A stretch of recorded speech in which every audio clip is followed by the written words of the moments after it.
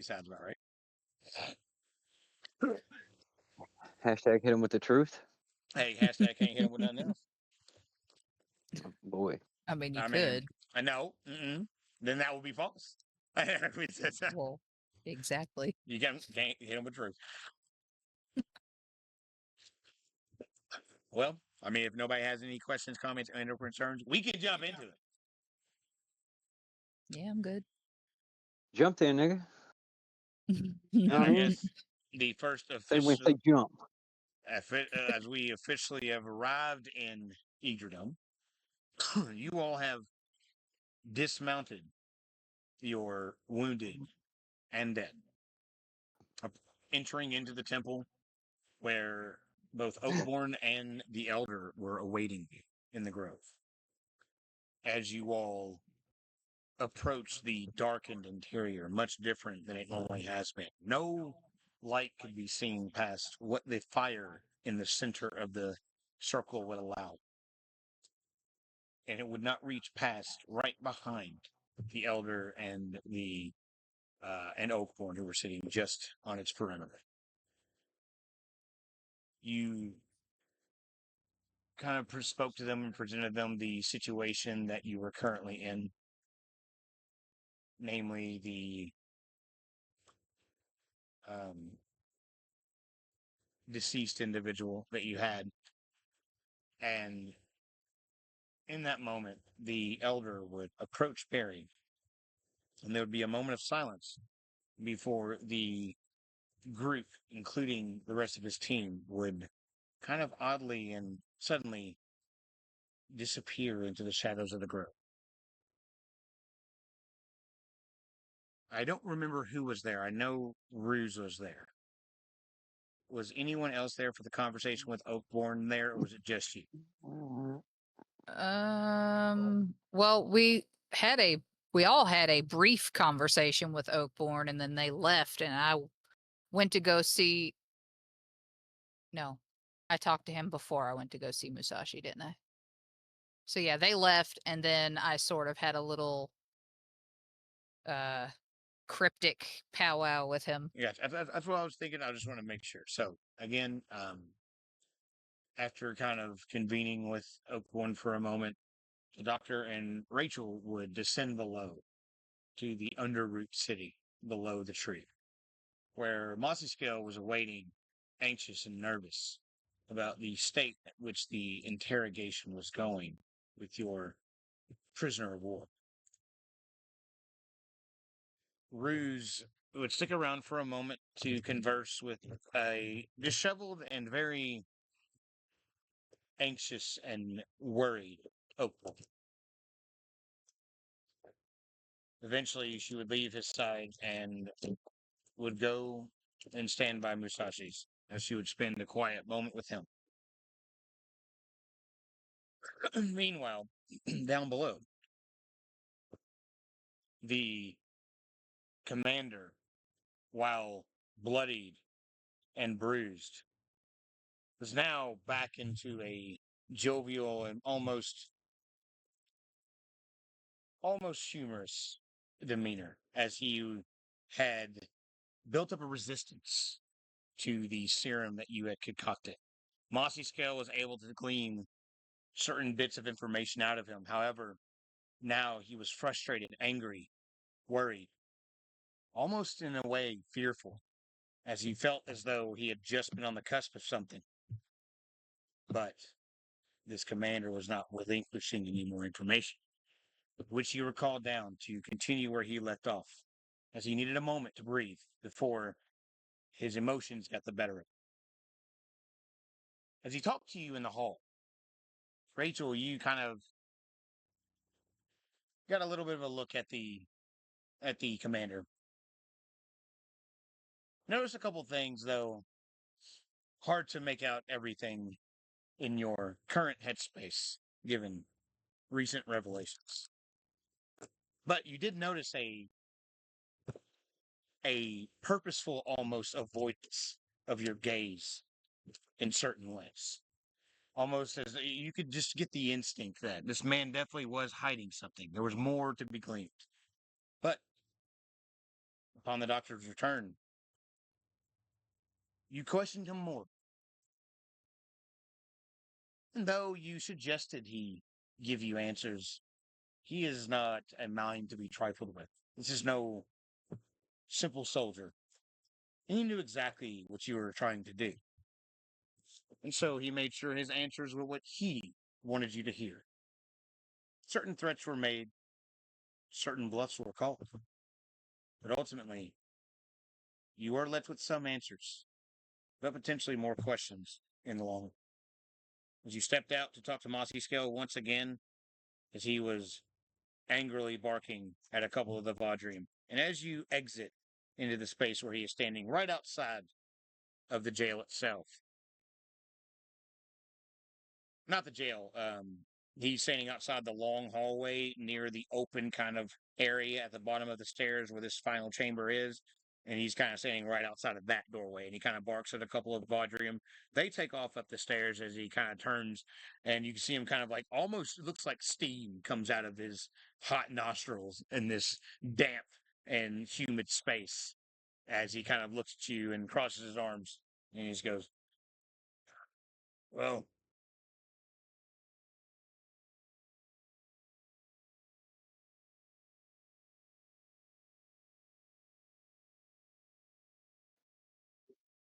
the floor is yours."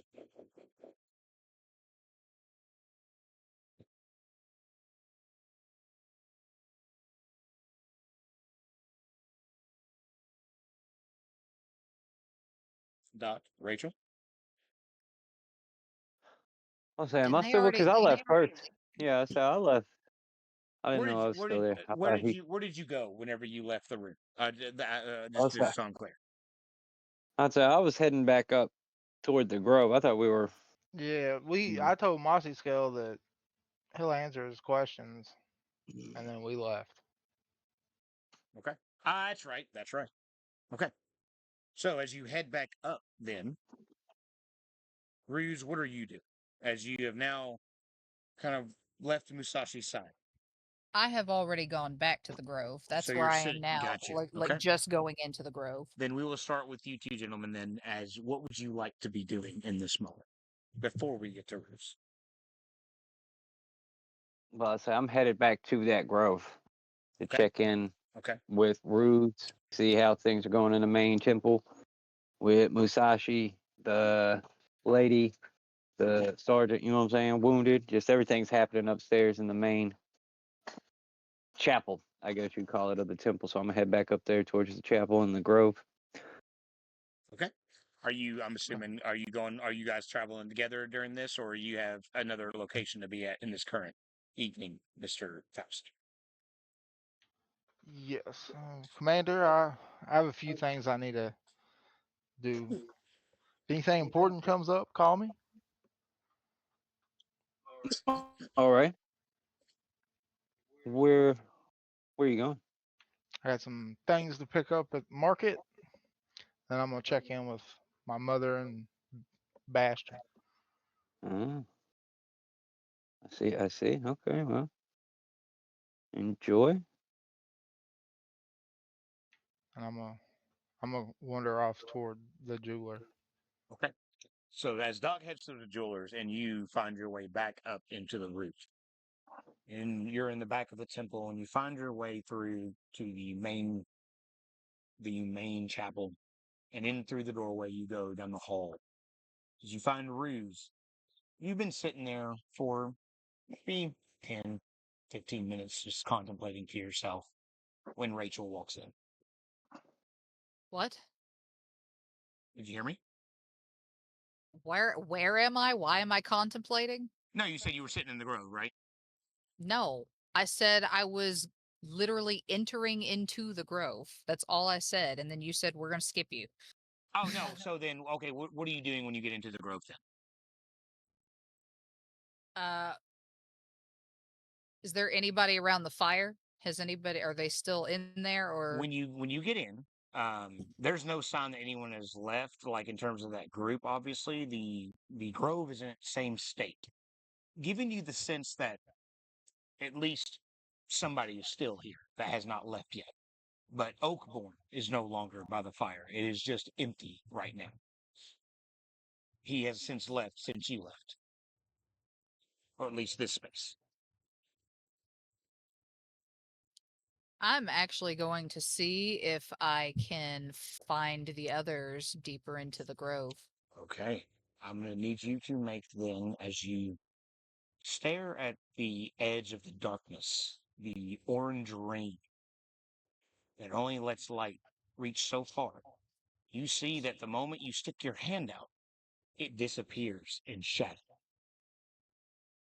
There is no feeling of anything, even if you were to wave your arms around.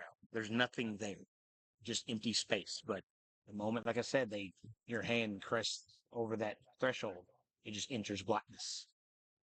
There is no guide other than your self to guide you. Make a wisdom check for me. Oh shit, I didn't get my dice out.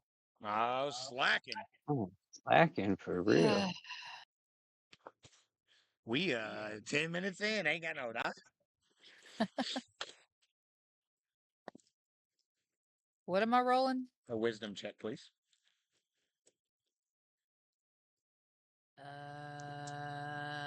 Shit. 14. 14. Okay.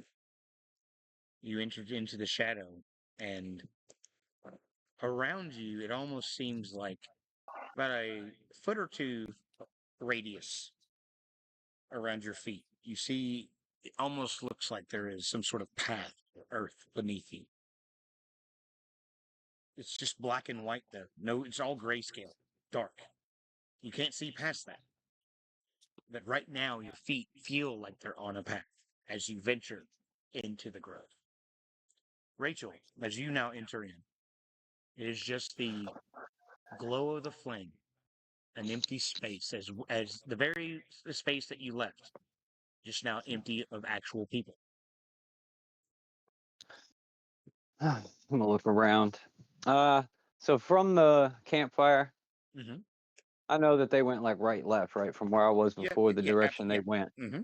And I look at direction. Can I no longer see the glow that I could see before You of the do. elder? You do. It is now further away. It's a little fainter. It gives you the sense of it's more. It's no longer moving, but it gives you the sense that it stopped somewhere deeper into the grove than you last saw. Got you.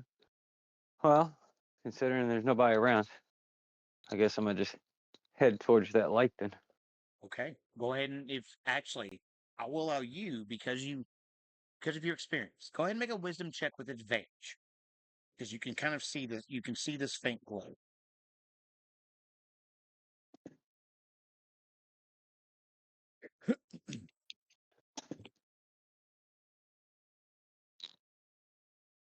Uh,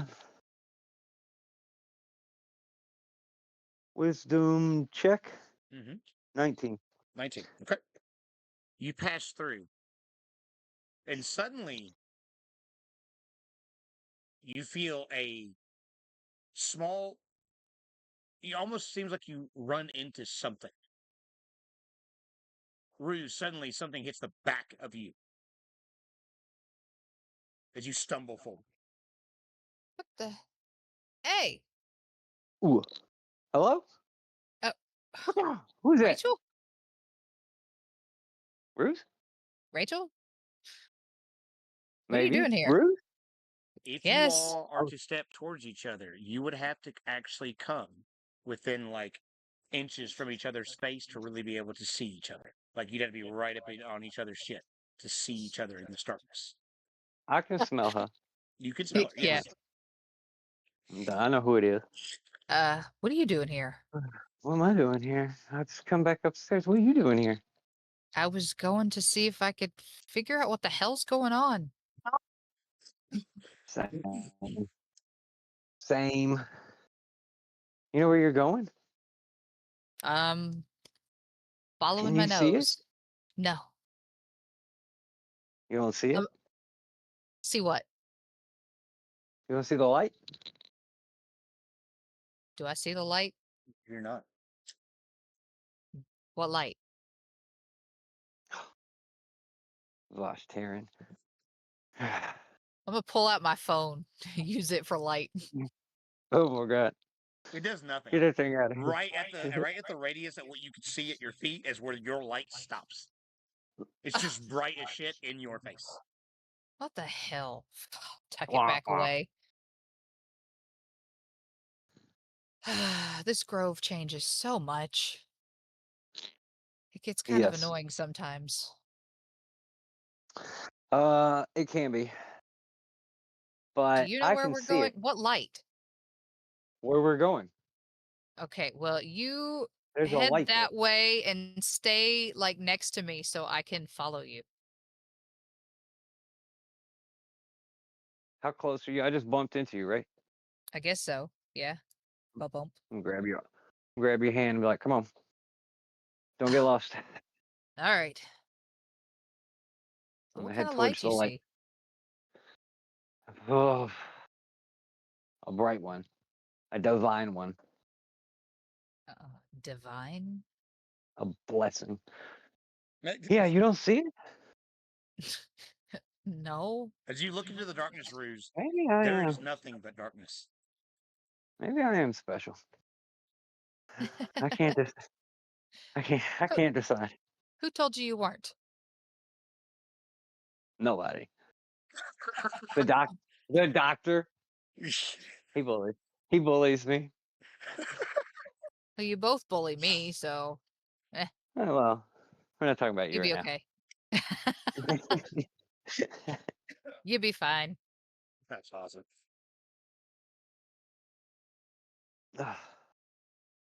I suppose I'll have to be.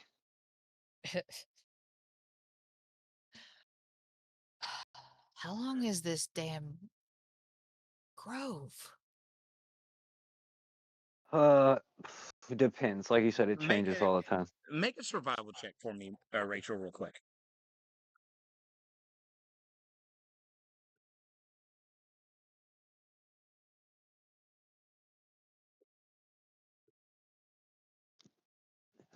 Huge. I do believe I'm expertise survivalist. Hey, I am. 24. okay. You kind of look at the light. You kind of use your eyes to they kind of dart around. And you just kind of look at your feet and look at the space between where the darkness ends. And you squint one more time. And you kind of get a judge about what you feel this distance is. And you estimate maybe 10 minutes walk through the grove. As long as you know the grove doesn't have any sidebars for you. The light seems about 10 minutes distance away. All right. Well, it seems like they're pretty fucking deep, from what I can tell. Goodness. I'm gonna be at this for a while.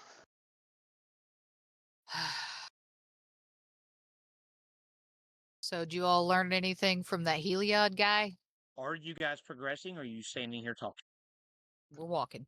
I mean, walking and talking, bro. Okay, just want to make I sure. can walk and chew gum. Yes, I'm not my mother.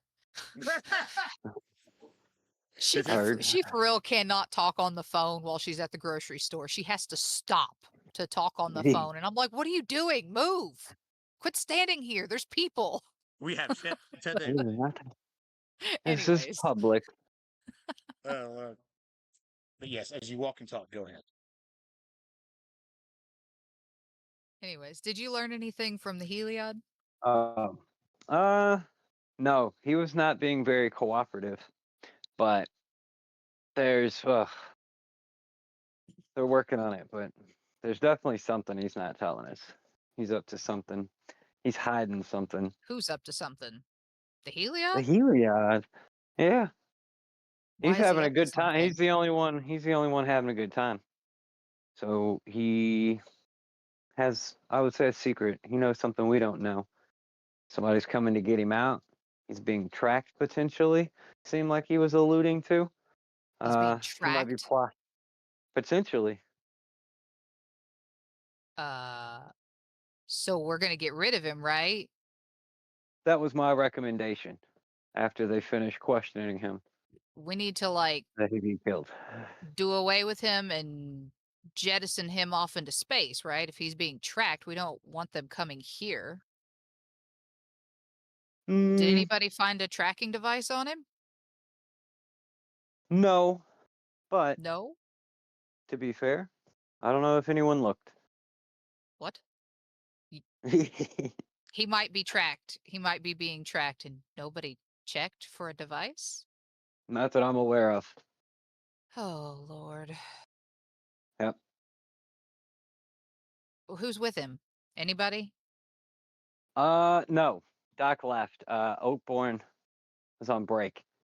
So he might be free running around the temple. They keep him way in the basement, though. It'll be a minute before Okay. he gets here. We should probably go check him at some point very soon. If he's being tracked, this seems suspicious here. What are we doing? How long's he been here? Since you all A captured, day? yeah, a couple days. 2 days? Couple days? Yeah, that's not good. You know what? Yeah, this is like day 4. Mm-hmm. Because we Oh, were here shit. and we went back with the plan, and the plan was 1 week long, and it was on like Monday that we made the plan, right? So we would have been dropping him off like Sunday or Monday, and then leaving with the plan. And today is Thursday of the plan, so 3-4 days, Shit. long enough for something to happen. You know what I mean?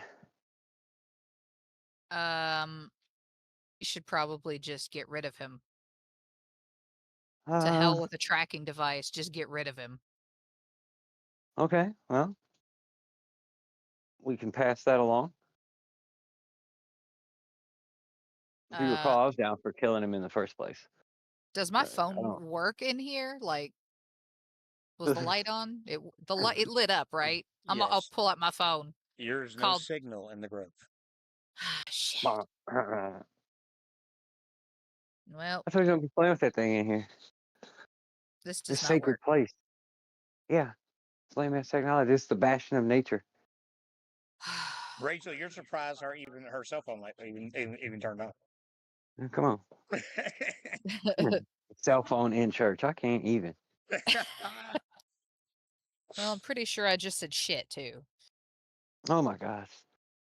By the 3. That's probably why I don't see this light of yours. Probably.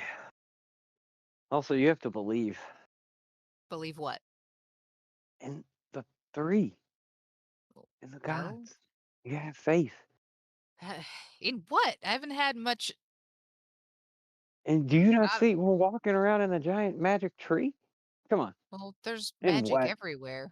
Yeah, this Musashi whole has world. magic, and he has a demon. Yeah, that's demon magic. And you saw what it looked like, all fire and brimstone, right? This is Yeah. the magic of our people, our gods bestowed upon us. Oh yeah, he All of about these made you pee trees yourself, and didn't he? all this stuff. Ooh, what are you talking about? I ain't scared of no ghost. Oh yes.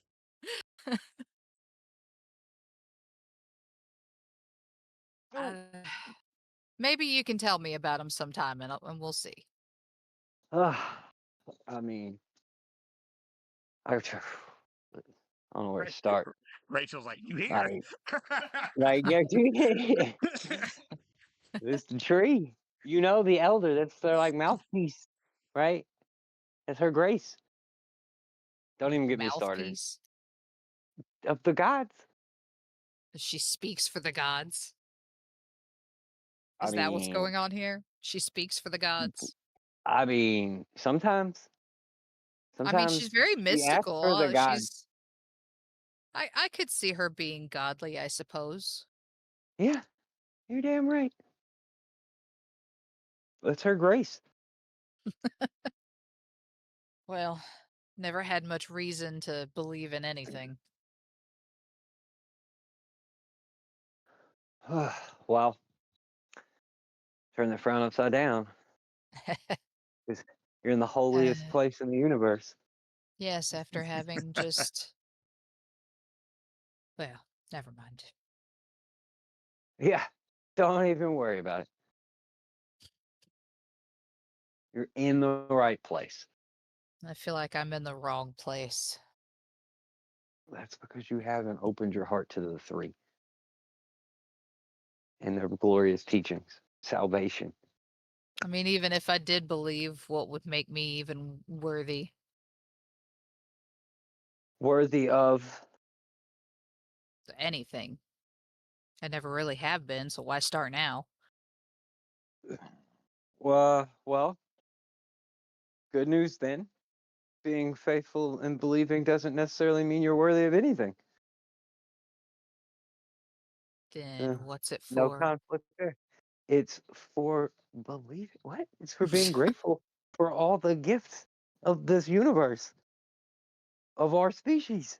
I stop and I like grab your face, like your fucking cheeks, but like the fur of your cheeks. And I'm like kind of tug them a little bit. I'm like, you are Vashrin, right? They Yeah. Well, made according us. to you, I'm Vashtaran. Japanese school karate chop you on the head. Like, "Cha." That is a type of Vashrin. Vashtaran. Ah. I'm gonna grab your hand. We're gonna keep walking. I'm like, they made us. We are their children. That's why they are the mother and the father, and the ever-changing cycle of nature. Okay. Except One, I've two, always three. been alone. Uh, you had Mary, and you had Yeah, not when had I was a Mary. kid. Yeah.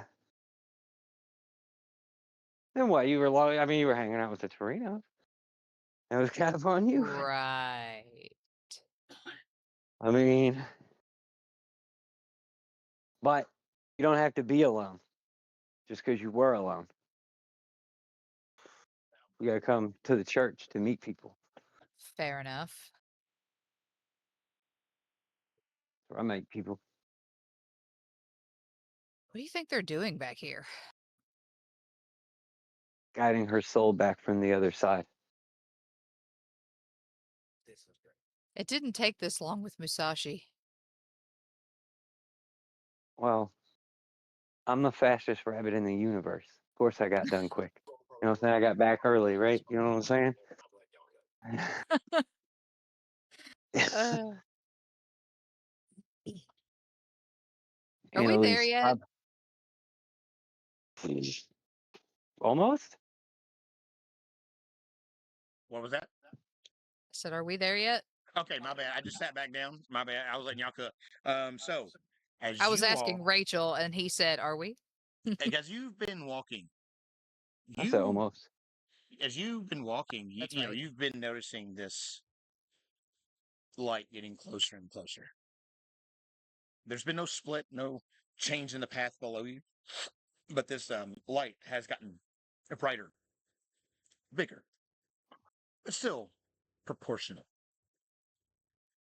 You are just moments away from wherever this presence is. Do you not see it still? See what? I don't My know. Rachel, God, it's I mean, so sorry, bright. Ruse, make a go ahead because of what's going on currently. Make a wisdom check for me. 22. Oh, the DC was 20. Oh, There is a faint glow that it's as if it was always there. You just now happen to notice it. It's like, you're like, what fucking glow? What are you talking? And you just stop because Well, it's in a hey, way, it's in a way that it's like it always was there. You just didn't notice how did that? What what? was that? I don't rem. There's a light. Yes, there's a fucking. I've been saying there's a light. That light. You see it? I I see it now. I It was the don't. same light the whole time. Did I not That's the see one it I was talking before? about. I'm so confused. That's where we're I don't, going. I don't remember it Yeah. being there, but I don't remember it not being there. That's because it's been there. What? Shh, we're getting close. Oh. Don't be loud. You're gonna interrupt him. Okay, I'll be quiet. Okay. Doc, as you peruse through the city, making your way to the nearby jeweler, you had left your there's a pendant, correct? Yeah. Okay, where you left your piece. You can tell that the lights have become dim. He seems to be, as you see on the sign, because you can read Vashran. He is getting ready to close, but you've arrived just in time.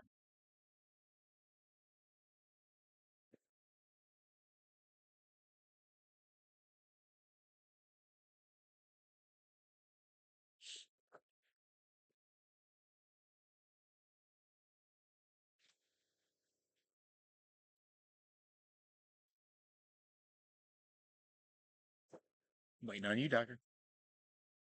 Yeah, I'm here. Yes, that's what I was saying. You just arrived just in time before he closes up. Oh, I'm gonna walk in. You know what I'm saying? Like, ah, sir, how are you doing this evening? Oh, welcome back, Doctor. Welcome back. Whew, your piece was, it was very, very difficult, I must say. It was very difficult, but it's taken that much of my time, I must say, but we are done. I can see this. I didn't see what was in it, but I can definitely feel that type of energy. This has to be something.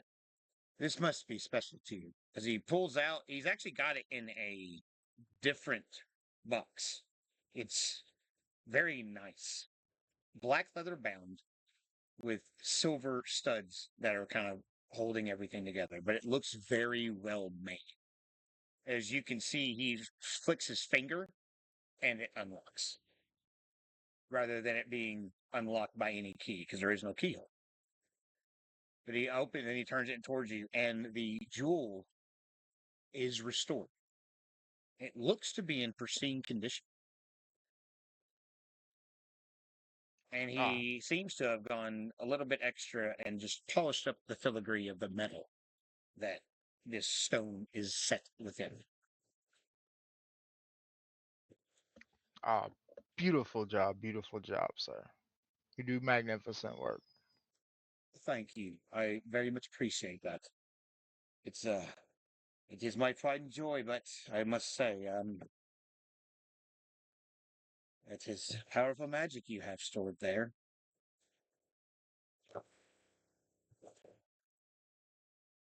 Yes, it it might need to take a break. Uh, I can't be having this one breaking on me. Did you already paid him, didn't you? Yeah, I paid him Okay, up that's what I front. thought. He goes, well, if you ever have anything else you ever need, you may be sure to come by and see me. My shop is always open. Um, just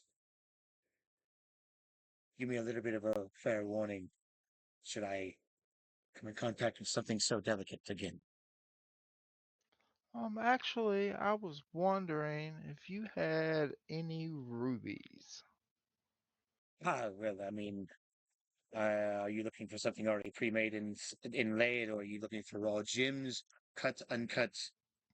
Uh, raw gems are fine. You got cut gems, that's fine too. Well, I I'm mean, just of looking course, for lots of rubies. the raw, of course, would be little more would be more economic for you, while the cut, of course, would be coming at a premium. I'm looking for like, we'll say like 6 grand worth of rubies. Do you need them for aesthetic, or are they for other purposes? Other purposes, sir. Ah, the raw would do you just fine then. Um, Now that sort of quantity I don't keep on hand, but if you can give me till the morning, by the time lunch runs around, I should be able to contact a couple of colleagues of mine and at least get between us, we should be able to get that much together for you. Do you, how much do you have on hand? I would say probably about 2,000 myself. Um, in in roll, of course. You care if I go ahead and take that and you can give me a call when you get the rest? Oh, absolutely, absolutely not. He just give me one moment. And he kind of like you can see he's kind of going out of his way just a little bit just to kind of be like tidy up a little bit more along his way because you can definitely see he was in the middle of, but he is not you can definitely tell there's no rudeness in his obviously his demeanor, but he goes back in the back and you hear a couple bit of shuffling and he comes back with a actual bag and he's kind of tying it up. Just give me one moment here just to make sure and he sets it up on a little scale, and it's slightly over. It's no big deal. This should be, I want to say, how many grams total are you looking for? Or how many? How much? Do you have any idea of what? I would say it looks to be roughly. He actually weighs it out. It's about 2,200 worth of rupees, and I he just goes. need numerical value. Let's say he gives you. Say when you see it, it's about 2,200. He goes, it's over, but 2,000 here is what it's all I have currently. But I'll of course let you have it for the 2,000 we agreed for. Absolutely. Thank you, sir. Well, I do not mean to rush you, of course, but I am very tired, as you can imagine, and it is time for me to get Absolutely. home before It has been a long day. uh, I You have a don't. wonderful evening. Thank you, thank you. I just hope the missus doesn't ream me for being late one more time. Ah, tell her business called, business called. I'm gonna thank him, give him a little nod, and I'm gonna make my way out. Okay, where are you going now? I'm gonna go check on my mama and my butler.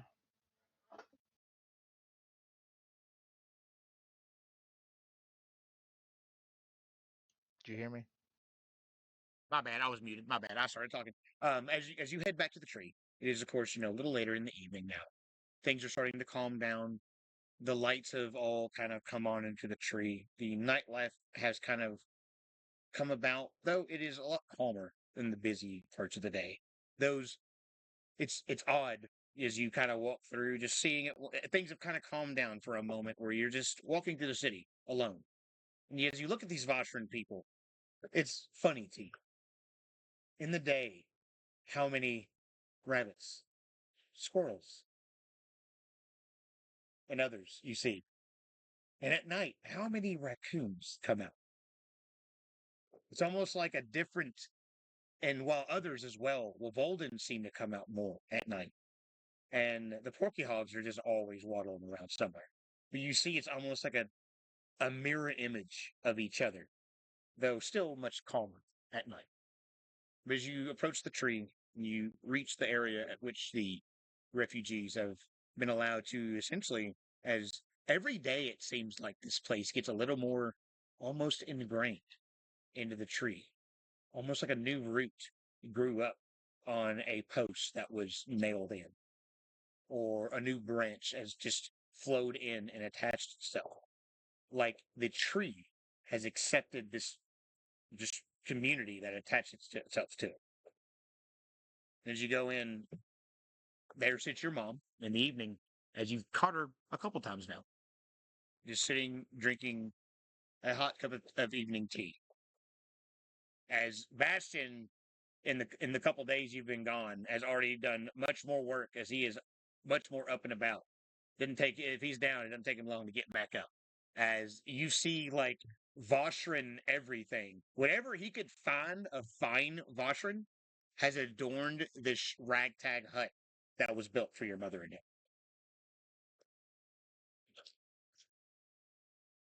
So it looks like a fancy Voshran hotel. You really spruce the place up.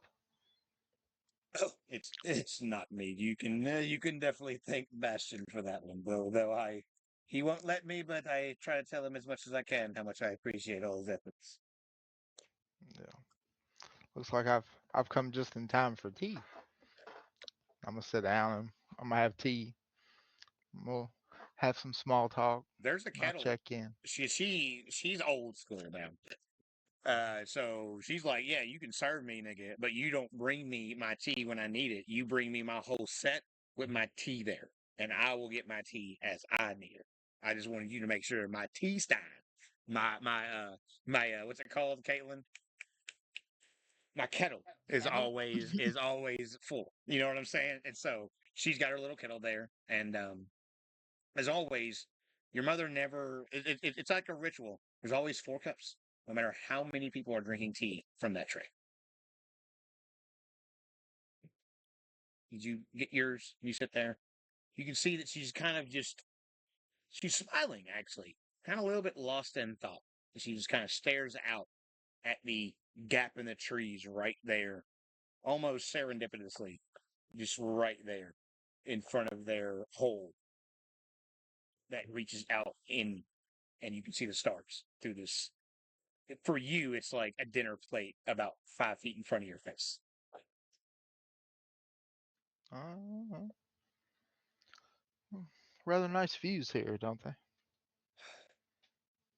You know, actually, of which is odd. The first several nights, I had nightmares. Seeing, the things that have happened. But the longer I've been here, the less willing I've been to return to my old life. She kind of looks at you and she smiles. I'm old. She kind of turns back to the stars. This is what I want to see. There's like a slight furrow of her brow because of just like thinking. And you kind of get this sense that your mom is old, you know, like older. And while she's not ancient by any means, you see a aging that recent events have done. I mean, the loss of your clan and most of its iteration, and then the utter loss of your estate and everything that generations had built. Everything that she thought she knew about the world she lived in being turned upside down. But now in this place, you see a bit of peace that is also mixed with logical frustration. Well, I've been thinking, what if we built us a little place out in the countryside here? Oh, you know, if I can look at that every night, I think I can look at that. Give you a bit more room for flowers and things.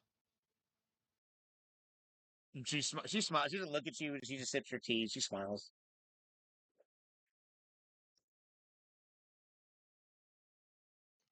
I'm a I'm gonna enjoy evening tea.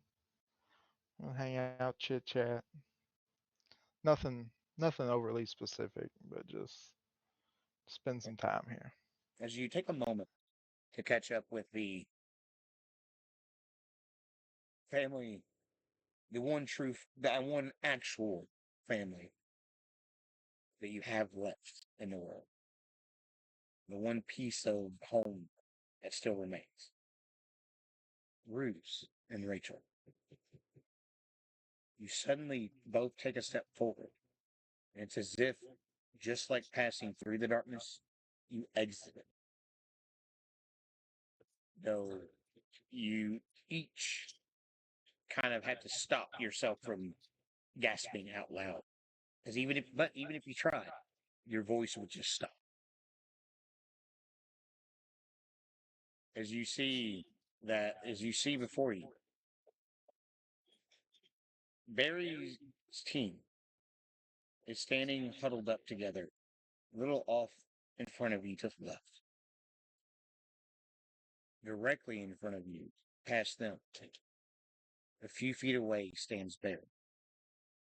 Annalise is laid upon an altar of root, flower, and branch. You can see that this altar it's not very far away. You're almost stuck in a trance for a moment that only allows you to take in what's in front of you. The roots seem to, and these vines have seemed to wrap around and up her legs, almost to the knee. The same with her arms up to the elbow, and also up and around her neck. And little tiny sprouts are there already as you watch every now and then another one pop open and bloom. You see right past her, standing next to her, is the elder. Perched up on, obviously there seems to be some sort of pedestal next to her, you can't see it. Her hand on Annalise's forehead, her eyes closed. Before you is a massive space, is encircled with trees and bark so thick that there would be no passage through, as if they're actually smushed and grown into each other. They're so thick. Above Annalise, these trees seem to come around and make a dome. There's no branches, no top, no canopy. They seem to come and meld into each other to make a single cavity of tree. And in the center, it seems to come in and then drop down into a twisted kind of spiral of multiple root and branches. It has a single golden flower bloomed extremely wide, reminiscent of a sunflower mixed with a lily. And it's producing all of the light that you see in this space. It all seems to really be concentrated about a 20-foot radius around the elder, over top of over the elder and Annalise. Barry just outside of it. Everything else seems to get a soft glow as it darkens towards the edges. But you also see, just past the elder and the altar and Annalise, you see Annalise standing next to the elder in ethereal blue light. As they look at each other for a split second, as the elder rises up and floats, her cane not with her in the spectral form. As she floats there, she holds Annalise's hand, and they just disappear through the tree world. But their physical bodies remain filled, motionless, still. Barry and his team stare blankly, silently, as the space goes silent. This massive flower still giving its ethereal golden glow across the space.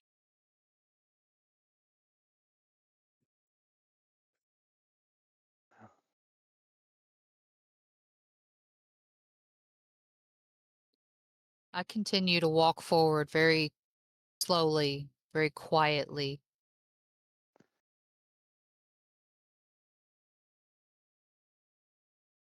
Where, who's the closest person to me?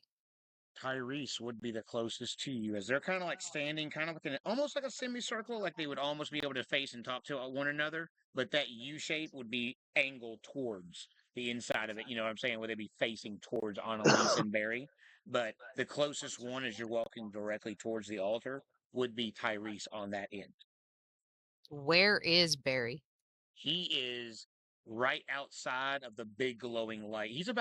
He's roughly about 10 feet away, 10, 12 feet away from the altar itself, about 15, 20 feet away from them.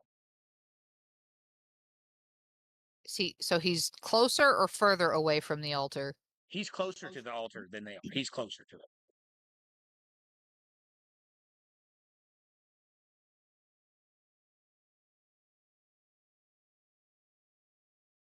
I'm gonna walk around behind, like a good distance behind everyone over towards Barry. So they're off to the side a little bit, so you would walk past the group no matter what.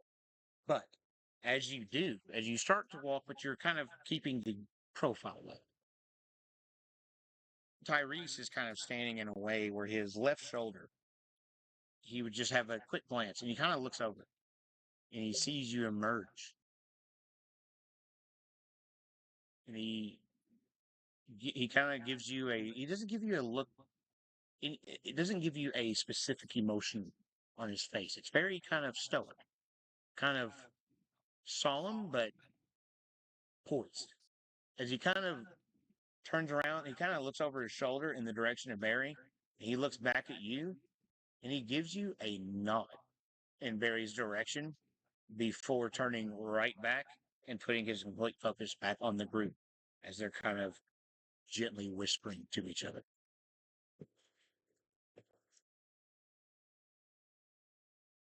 I walk over, like, right up behind him, slowly step forward next to him, and put my hand on his forearm. As you do, he takes his other hand, and for a split second you think he's going to just like pull it off of you, but he literally slides it down his own forearm and like places it in his other hand, and then just stands there silent, staring at Annalise and the elder.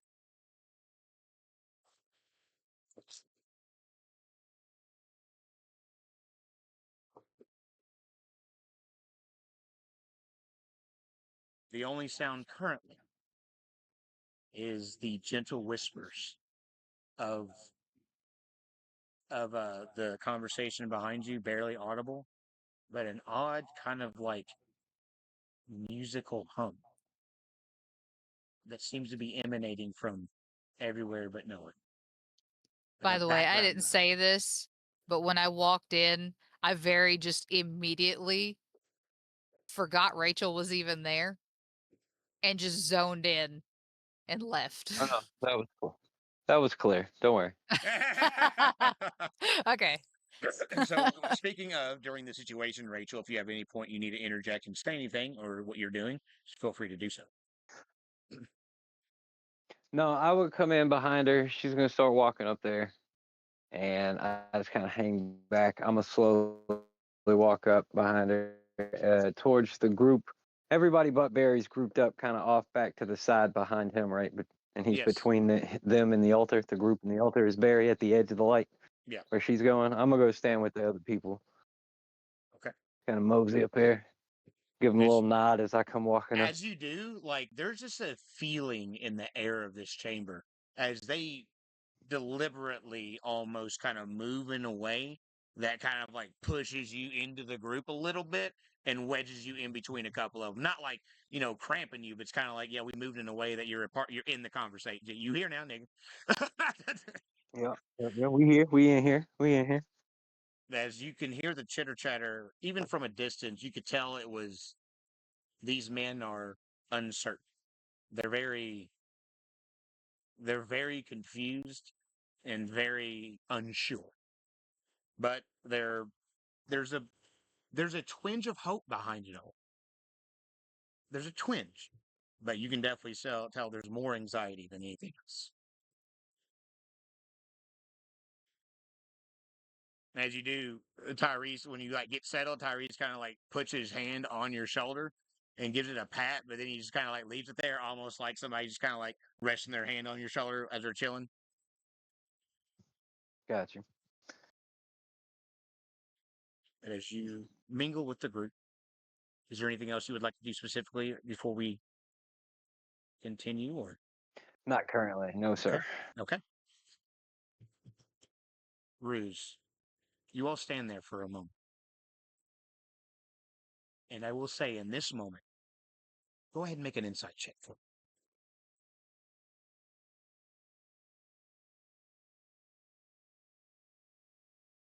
23. There's in combining with your passive perception, there's a gentle it's noticeable to you after a few moments, but there is a gentle shake in his hand, though you can see that the rest of his body, just even out of the corner of your eye, is completely motionless. And you didn't notice it at first, but I will say, the longer you stand there until anything else does happen, unless you speak to him, he is going to be standing just like that. But you will also notice that that shake is almost like the reason you didn't notice it is that it's gradually getting worse, but not like in a way that's like he's shaking and panicking. But you can just feel the anxiety starting to swell slowly, but it is. Well, I'm not going to be that person that talks in the middle of, like prayer. So I'm going to stay silent, Okay. but Okay. I'll give his hand a little squeeze just to kind of reassure him.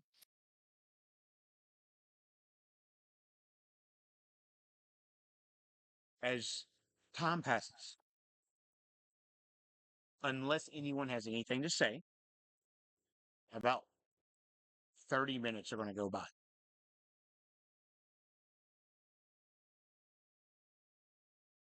Okay?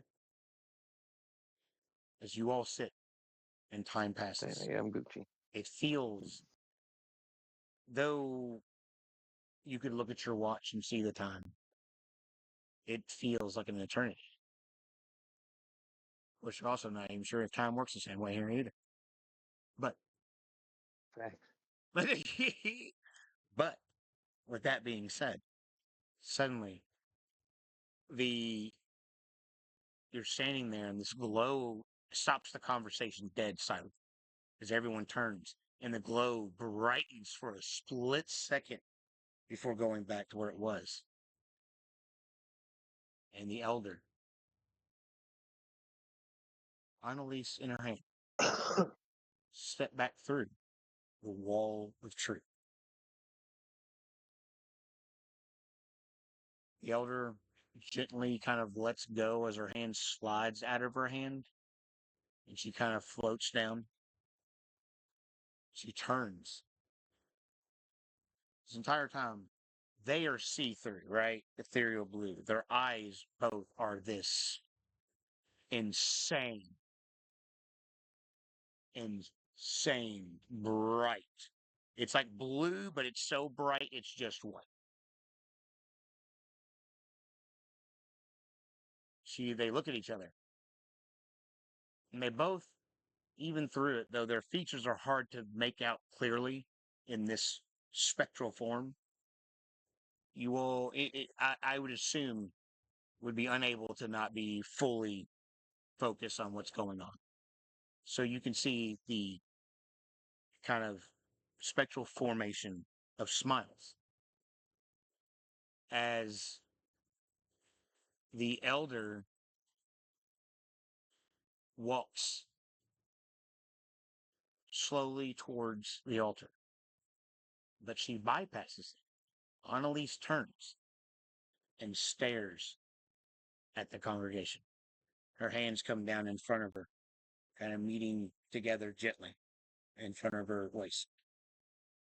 And she just stands there stoic and tall, much like you've always seen her. The elder walks around.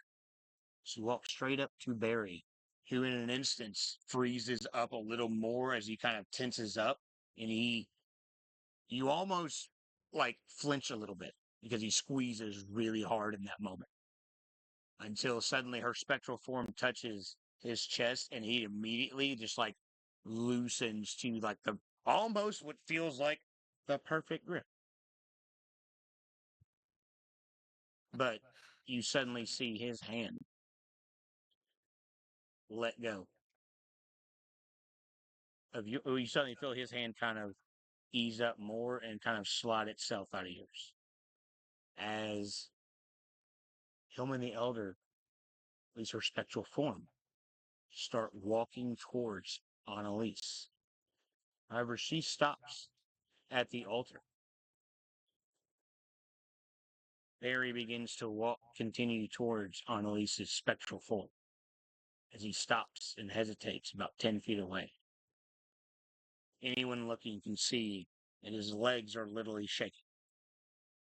His tail is literally it almost blocks his body as it's stuck straight up and bushed completely out. There is no hiding the anxiety at this point. It's almost comical, but as a those of you, well, of course, the team, but those that you as Voshrans, no, you know what that's like. And so, but you suddenly see her smile, and his tail relaxes as he approaches her. And several moments go by. You don't see their mouths move, but your instincts tell you they're having a conversation. And after a few moments, suddenly you see her kneel down as the two embrace each other. It's slow before it becomes very tight. And you, Rachel, especially, that's like, those are the hugs that your mom gave you during her proudest moments of you. Like you've had those hugs before. And they step apart. You see him reach up, but he stops. I will allow you two to make an insight check, just for shits and giggles.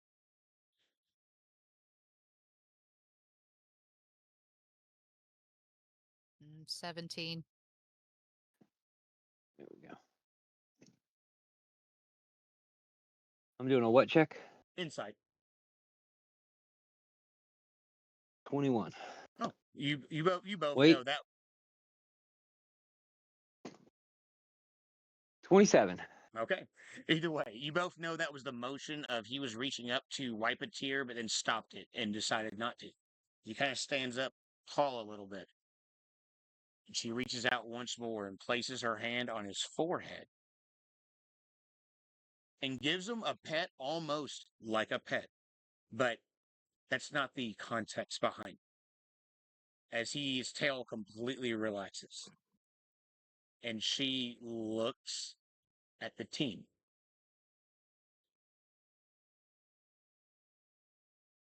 Then you see her gaze stop at you, Rachel. Annalise? Yes, Annalise, and with your insight check, Okay. as you're looking through, you get the sense of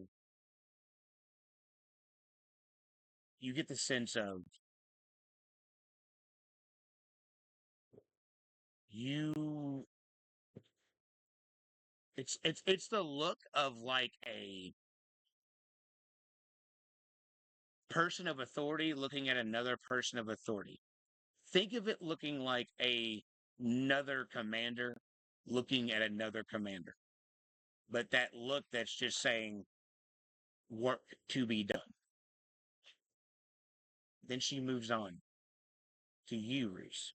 She locks her gaze on you for a moment. And it's stern, just like it was as you're watching was on Rachel, as it suddenly softens. And she smiles. Then it goes back to a more stern look. And with your insight check, you almost get the sense of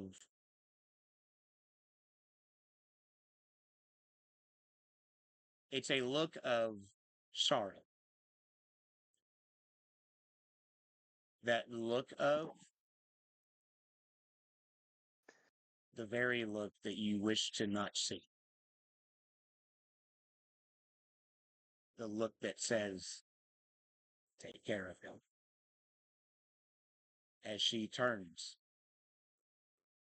and as she starts to walk, just dissipates. As the elder walks up and just floats into her body. And Barry unless anyone else would like to make a dexterity saving throw. A dexterity saving throw Uh-huh. for what? As you see the elder's body Natural 20 for a 29. Okay. As you see, I gotta go ahead and roll. Oh wow. Okay. As you see the elder, her spirit goes into her body, and then her eyes open and they close as she just falls backwards on whatever stoop she was on. And Barry just suddenly turns and slides. As you, Ruse, both your hands meet together as she lands within your arms. The elder? Mm-hmm. Okay. Gonna set her down on her feet. No, she's out. Oh. Okay, I'm gonna lay her down. Oh, Barry wouldn't let you. If you go to let go, he like Oh, takes her wait, in. he's holding her too? Yeah, you Is both that met okay? at the same Okay. time. You slid together and your hands met as her tiny body fell into your all's arms. Okay. And he kind of looks at her, then looks at you. But his eyes are more, they're more like, more fiery in a way. As he looks at her and he goes to like stand up gently.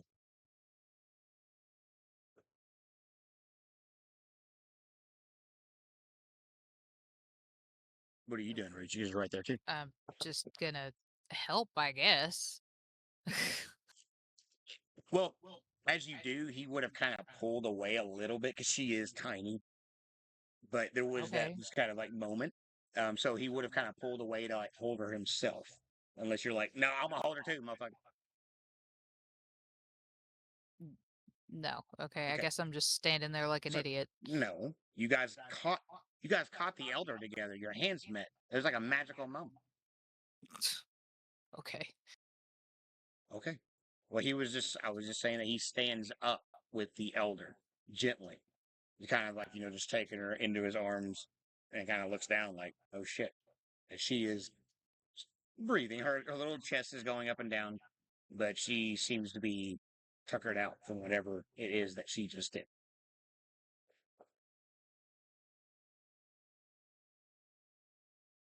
And he kind of was like standing there a little bit like he's not really sure what to do next. I'm actually at this moment a little traumatized and I back up as far as I can. Okay. I'm gonna walk up over to And I'm just standing the there elder. shaking. Okay. As you walk up, then and Barry sees you, he kind of turns towards you and he starts to put his arms out with the elder in his hands.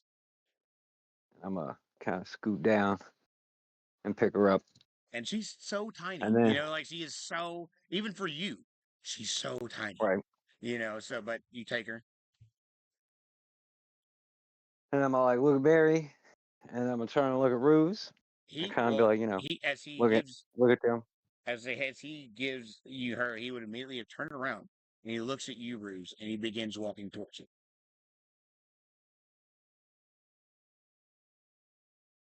I'm shaking like a leaf right now. I look like I literally like I've seen a ghost. He, um, he, I'm sorry.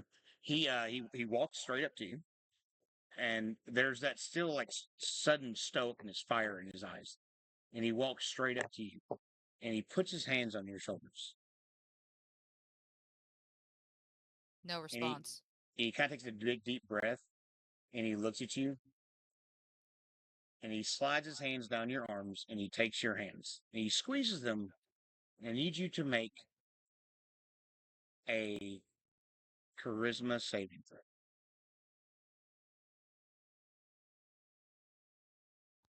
I don't know what it is, but here lately I have been rolling natural 20s. So 22 with a natural 20. Okay. Let's go. You feel suddenly a relief as you feel a calm, as the warmth of his hands touch yours, and you just for a second, your heart starts to slow until your own anxieties well up again, and you jerk away. Okay. And he is kind of looking shocked. You suddenly feel anxiety out.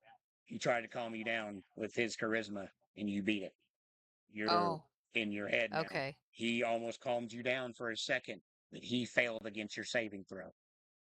And you just now, all of your anxieties well up, and whatever you were feeling that made you step back, you jerk your hands away.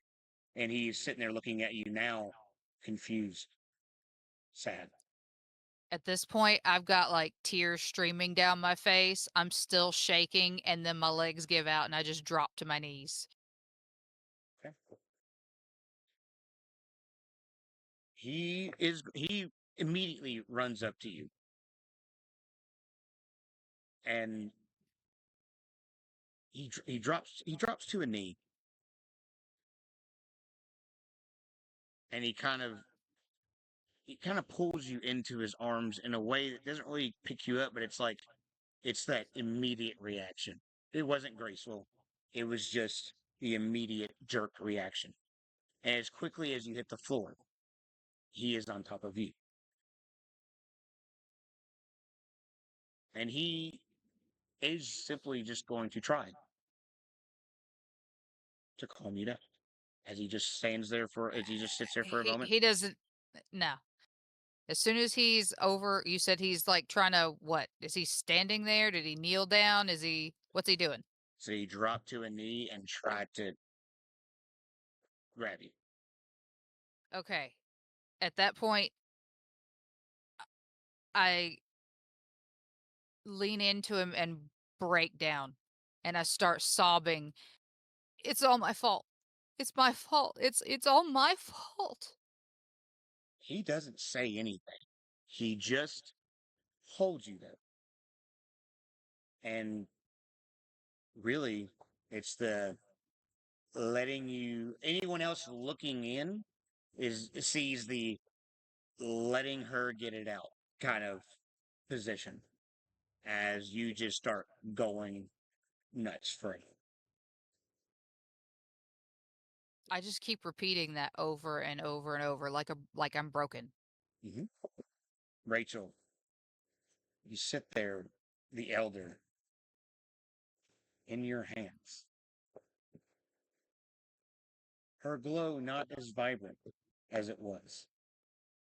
Still there, still very, very vibrant, but it seems to have waned just a little.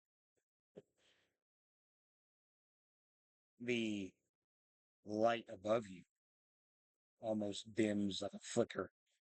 Not in a way that it actually flicks, but like that dimming down and a pulse for a second.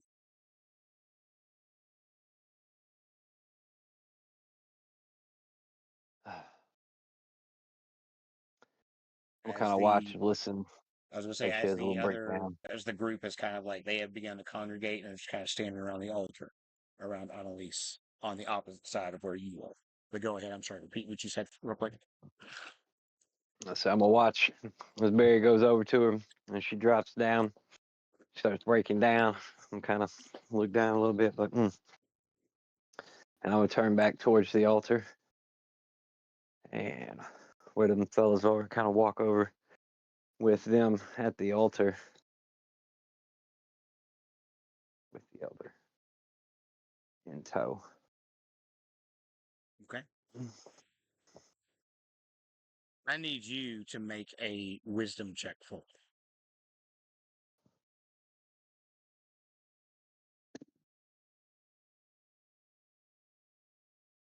18. 18. Okay.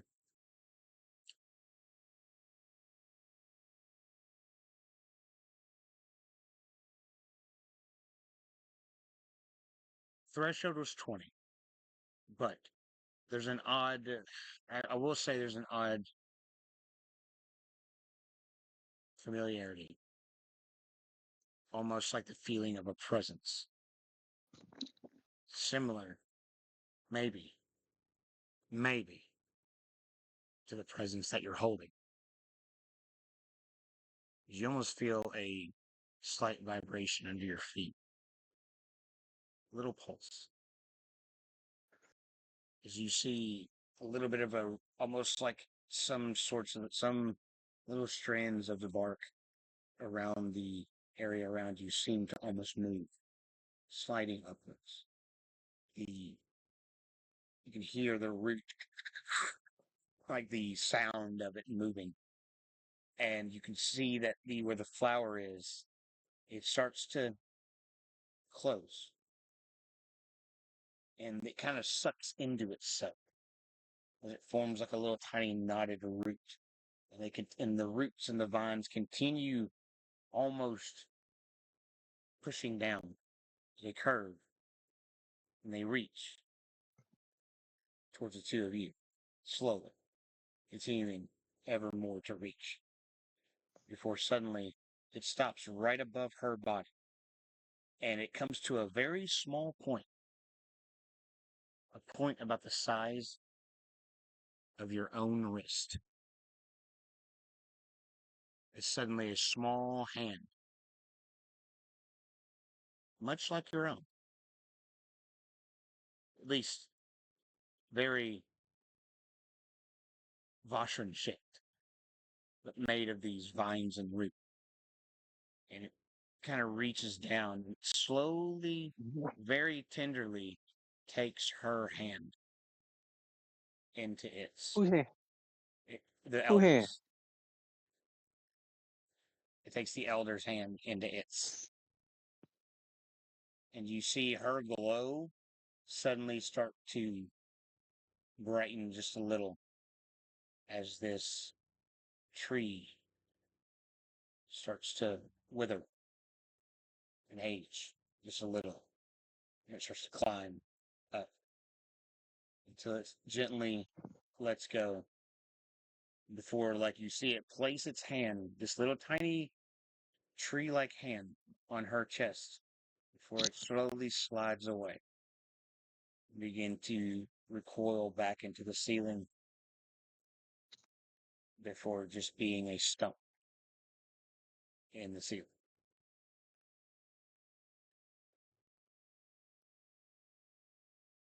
As this happens, you're saying that, Ruse, and you suddenly feel and hear, and there's this energy that enters into the room. And it makes you slowly taper off almost as you're caught by it. And you catch just as the hand is forming. And you witness the rest of it. And as it ends, Barry looks down at you. His eyes very intense. But there's also a thin line of liquid forming at his lower lids. Though you can tell he's trying very hard to stifle that. That there's a certain longing in his eyes as they stare directly into yours.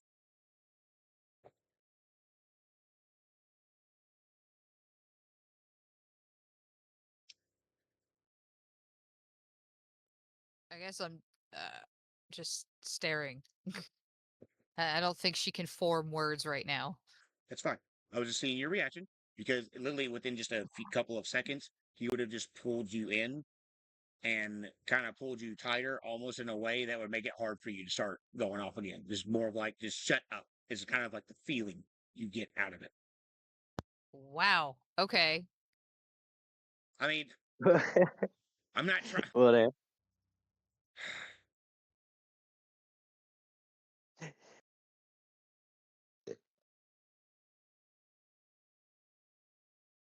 Not trying to not how I'm trying to portray it, Caitlin.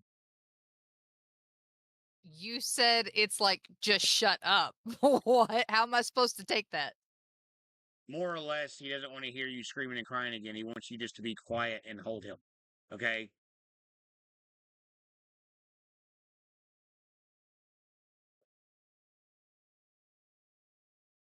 Those are the eyes that you see.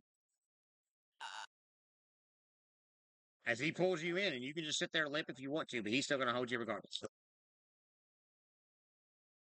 Okay. I don't think you said that the way you wanted to, so I'm just gonna. Apparently I didn't. So I'm just trying to bring it back. I'm still not sure you know what you're saying, but we'll just pretend.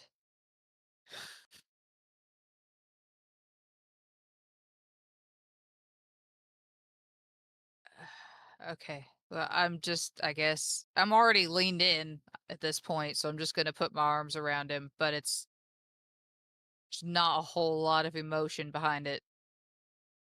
What are you doing, Rachel? I'm shocked. So the flower closed up, turned into a root, come down, shook hands, and dapped up the unconscious elder in my arms, and then shriveled up into a stump. Right. Mm-hmm. Kind of just thinking about that for a second, as I'm looking around to the rest of the guys and at Annalise, and And there just is wait. I don't there's be. still, I would say, zero life in her body. As at this point, all Gotcha. the little blooms have stopped. My little blooms have stopped. Everything feels like it's exited, right? Peeled back out of here. I don't want to say anything. I don't want to be rude. I'm kind of wait a. I'm gonna wait a few minutes before I do anything. If nothing happens, I'm gonna start to take the elder out of here. Okay. As you kind of, contemplate for a moment, you kind of like the guys kind of look at you, and they're all kind of giving you a look of kind of like almost like recognition, like whatever occurred here is kind of over. You know what I mean? Like, all right. Mm. And they look down at her. Floyd kind of steps up to her. You can see that he is holding back everything. But he kind of takes a big deep breath. You see, like, the others kind of put their hands on his shoulders. He leans down and gives her a kiss on the cheek before they turn and begin walking towards the entrance. They all stop and they kind of seem to be huddled, waiting for their captain to join.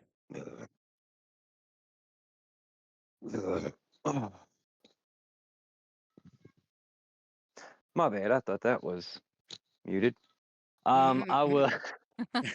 I will go over. Like I said, I'm gonna go over and wait by the door with them. We're waiting for Captain and Lieutenant over here. Okay. Barry kind of gently pushes you back and he looks at you. He says,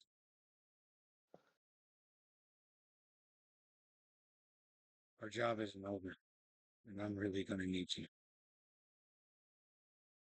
And he stands up and he has your hand and he kind of tries to coax you up with him.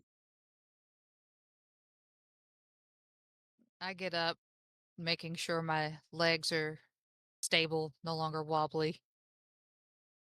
I don't say anything to him at all. He I got my doesn't, ears.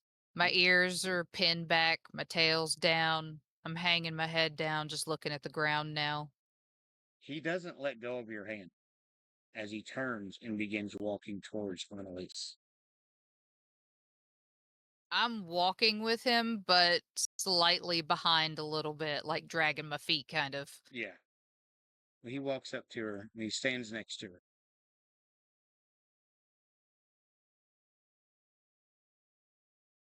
And he does much like Floyd. He kind of unable to really reach up there all the way with his height. He kind of just reaches up and he grabs her hand and he pulls it down. The roots almost seem to let go and pull back, almost like in reflex. He takes her hand and he just puts his nose to it and he puts it back up, and the roots kind of replace themselves. Her hands go back to where they were. And he starts to then walk again, not letting go of your hand, towards his group.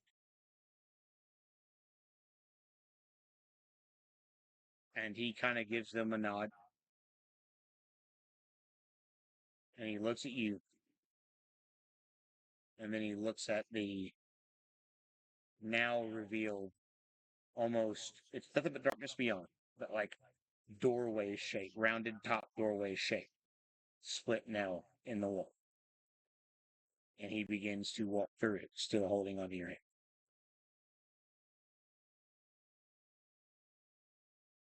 I'm still just following behind As you ish. go through, the others would immediately, they would have looked at you first, Rachel, and waited to see if you wanted to go before they did. Yeah, I will carry on Yep. through As you with. pass through and the others pass through as well, you all end up right back in the space at which you started this journey of the darkness. Back at the entrance of the grove, only the darkness surrounding it to meet you, and the familiar doorway that leads out of it, and the fire and the center.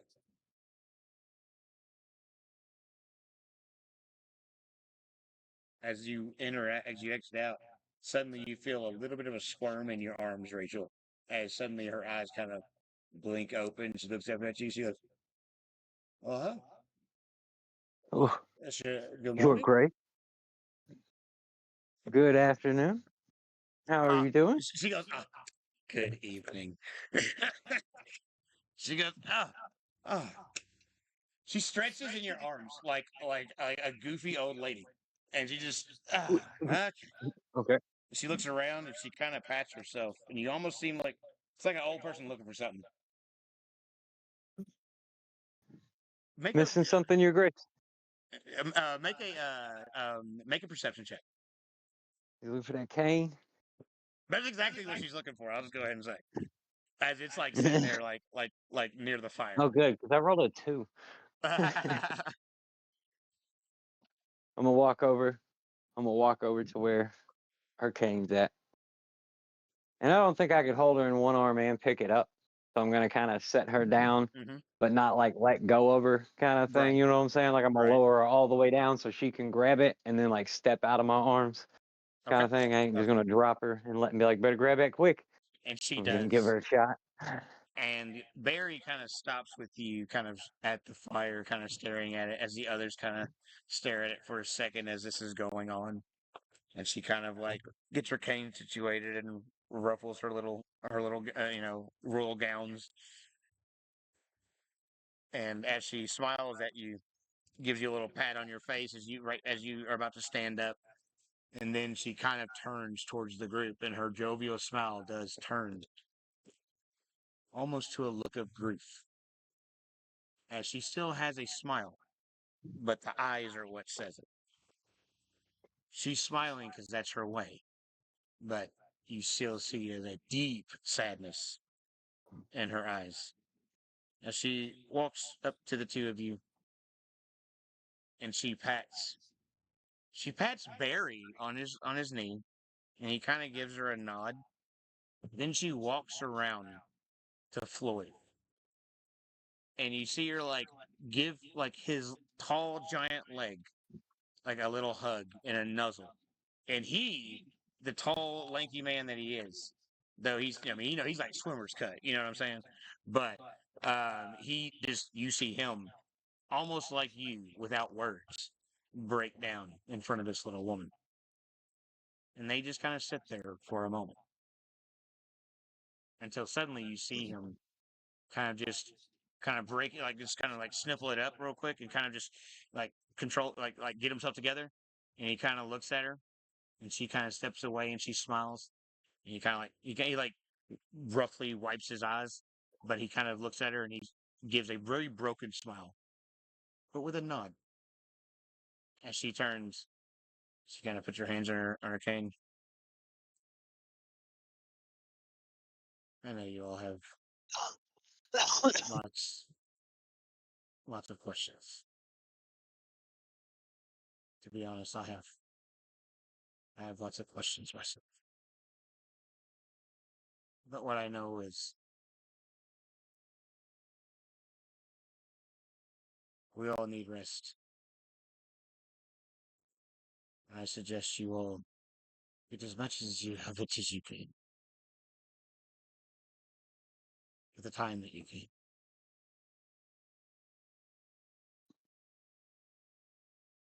She kind of trails off before she kind of Wait, say slowly that turn again. get You as much said the rest as you can right with the time that you can. with the time. Okay, I thought you As said something she about the time we came. as she trails off, and she kind of like as she's trailing off, kind of turns, and you see that she was holding herself, but the way she walks away, you're not sure if it's emotion or or fatigue or a combination of both. She kind of slowly begins to walk out of the grove.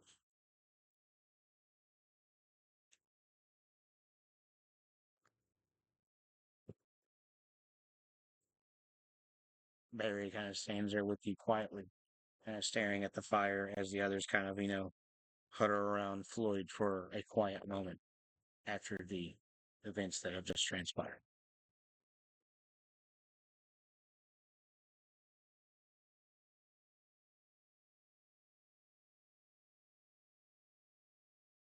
I'm not say anything. Moment of silence, sort of deal. Cause I'm not gonna go to where they're huddling up on their boy, but I'm gonna be a few steps away and kind of look at him, give him a nod. You know what I'm saying? Just hands in front of myself, just kind of head down. Funeral behavior. Okay. But I just don't want to leave. Y'all don't want to just bounce back up. Sorry, that didn't work and leave. So I'm hanging around, kind of being there with him for a minute before I do anything else. After the elder has fully left the grove, Barry has kind of let go of your hand and kind of pulled you towards him a little bit and more put his arms around your shoulder. Not like a way of standing there, more like in the way of pulling you more towards into him than standing right next to him. As he continues to kind of stare at the fire. With your passive perception, though,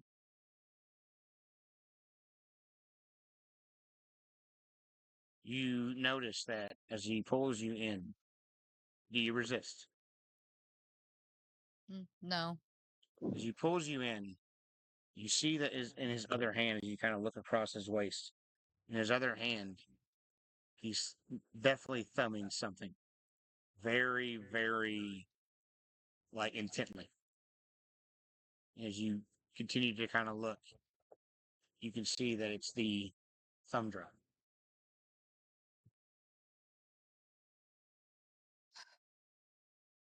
I'm sure you're probably tired, but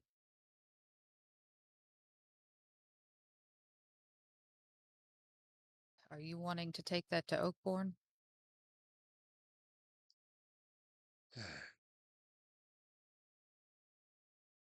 I'm gonna leave it with him tonight. I think I've had enough, honestly. Um, we've got a few rooms at a nearby place, so you're welcome to join us if you want. Okay. And almost as if he just couldn't resist, like almost you hear all the boys start cracking up too. Even Floyd does, and Barry can't help but break a smile as you hear Tyrese. Yeah, yeah, we got his own room this time. Aha! I wasn't even why I was laughing, but you right. You right. I was just thinking, what about it's Barry's first time on Ytterdome, and he landed with us and came straight here. What room does he got for you to I come know back that's to? what I was about to ask. Like, where's he staying? Because Hey, I was just gonna ain't pick you? a room in the tree. Yeah, I was gonna say, ain't you supposed to be like, I got us? Like, you the one kind of better from here now compared to I was him. actually gonna be like, hey guys, if y'all want a room, I know where to go. But hey, Not he's gonna got it lie, on lock. He fucking fandangoed that shit. He was that was like, hey, definitely a little bit of a plot hole on DM's part. It was just like, all right, I'm trying to figure out a way to wrap up this scene. And I was like, oh shit, they going somewhere for the night. So Actually, instead of saying okay, I look at him and I say, are you sure you all want me there? he he pauses for a second as the room goes quiet for a second, and not quite in a point to make it to only where you could hear, but he kind of says it low, but it's loud enough that y'all hear it. But he's like, I need you with me. Okay.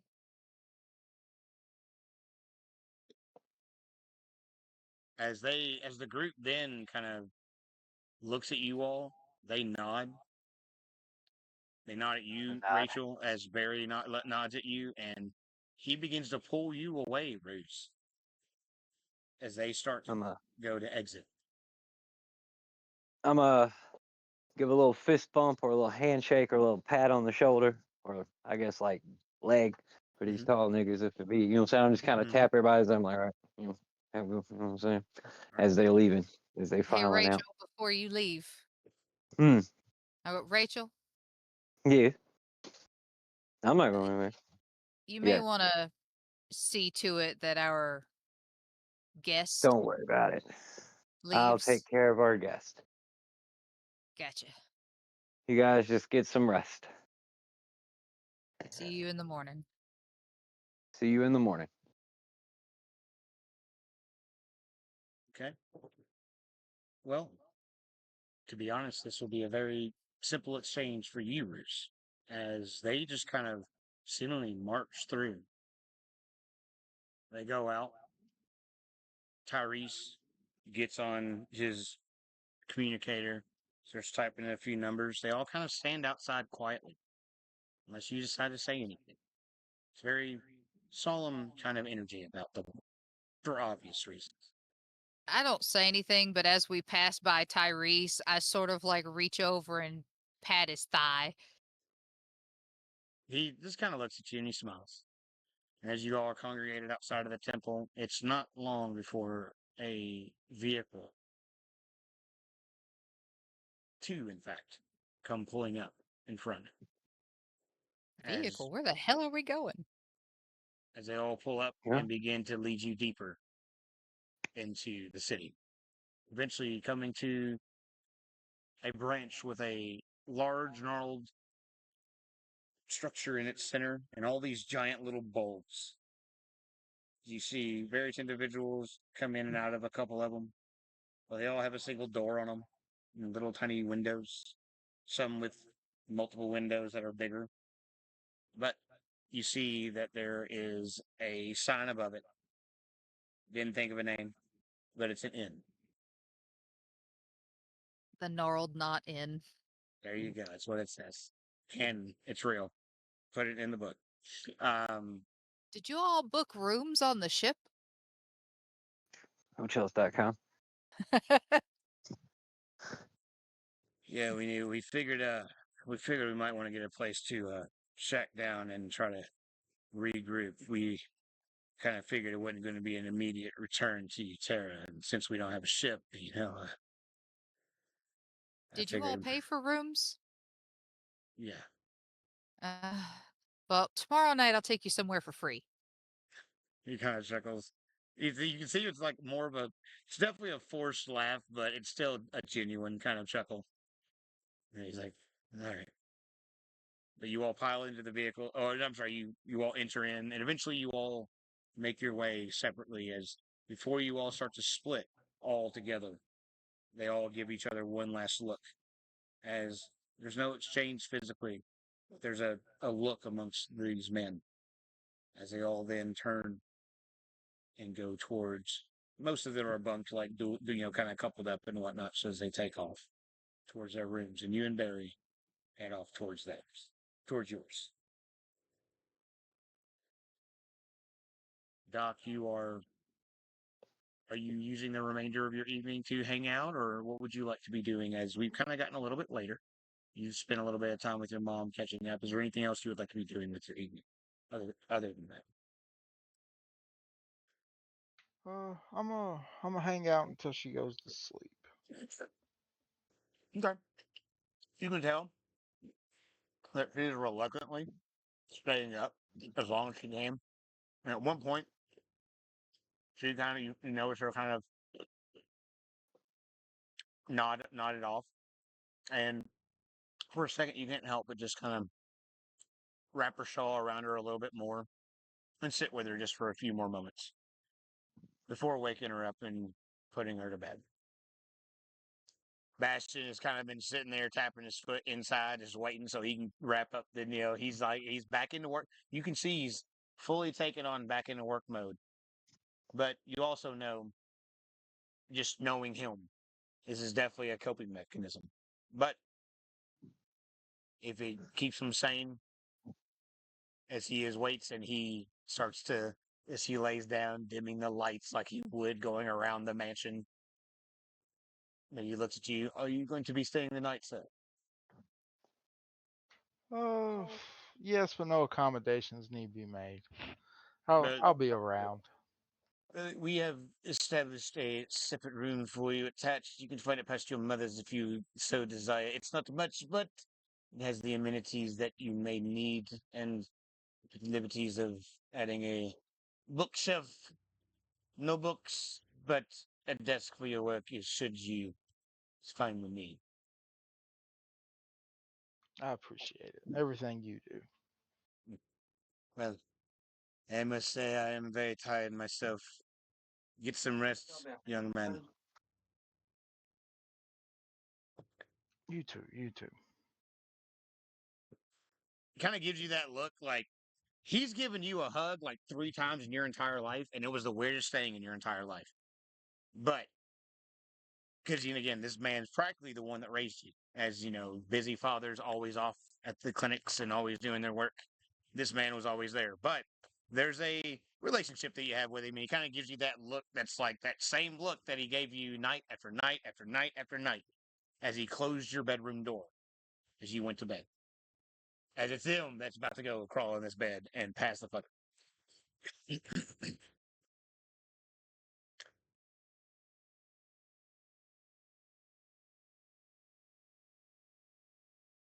I'm gonna wait once he goes to bed.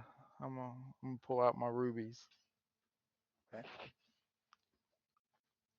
and I'm gonna open them up.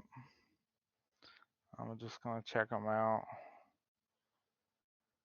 They're raw rubies. They're uncut. They're not. They're completely cleaned off of debris. They are in.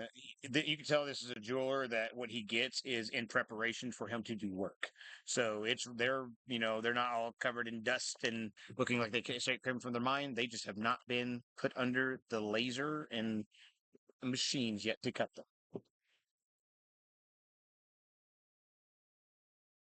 I got them in the pouch, and I'm going to cast fabricate and turn them into dust.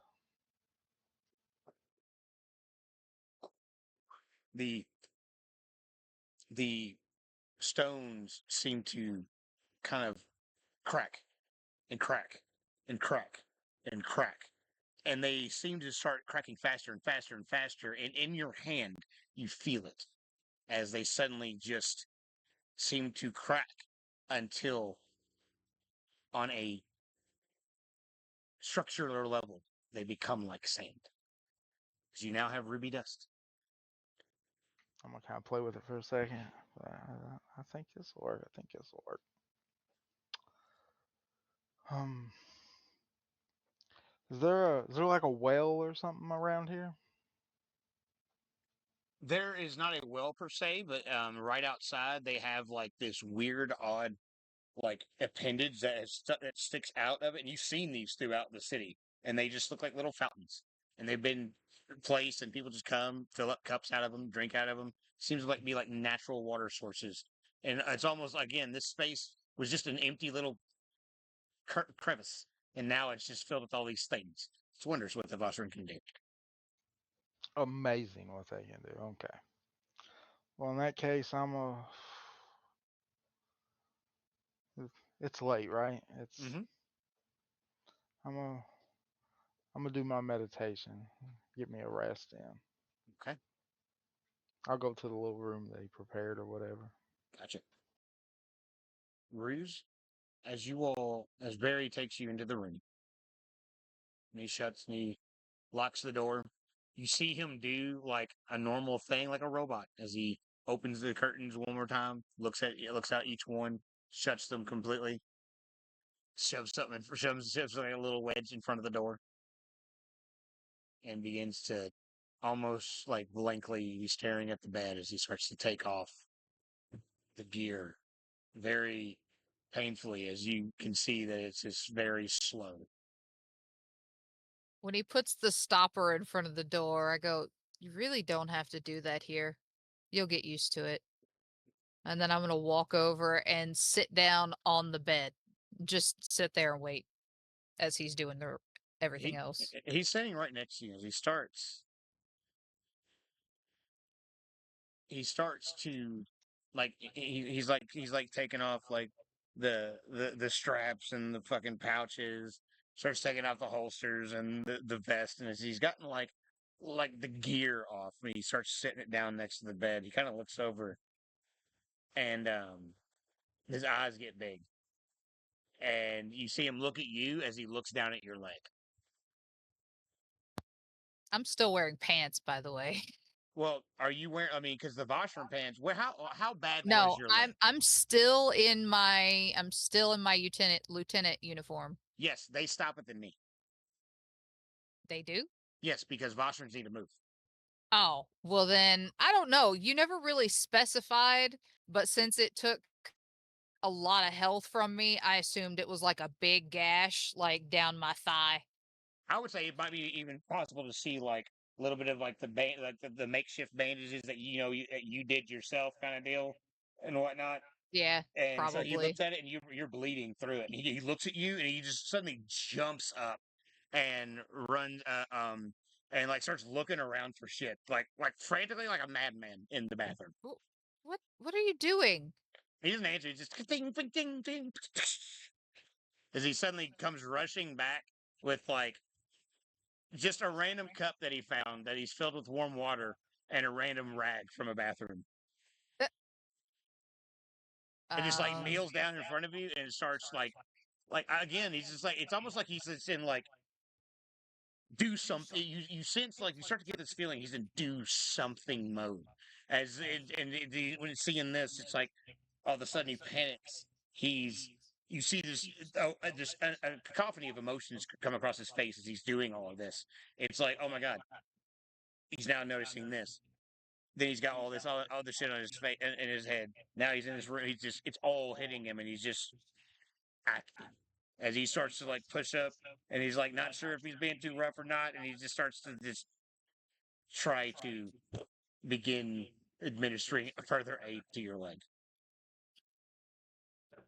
okay, after he's done being like super frantic and he's got the bandage, I guess, unwrapped, I'm gonna just take a breath, put my hand on his head, like trying to push the hair back away from his eyes, and trying to get his attention, trying to make him look at me. As you do, he just kind of looks up because he's pretty broken right now, so it's not hard. He kind of looks up, and now alone in this room, he can't let it back as you see his eyes just well up, full, as they completely fill with tears, like almost all the way up to the brim, and his head just collapses into your lap.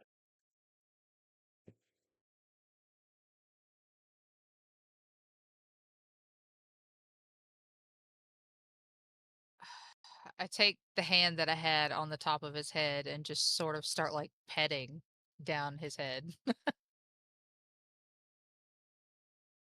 Okay.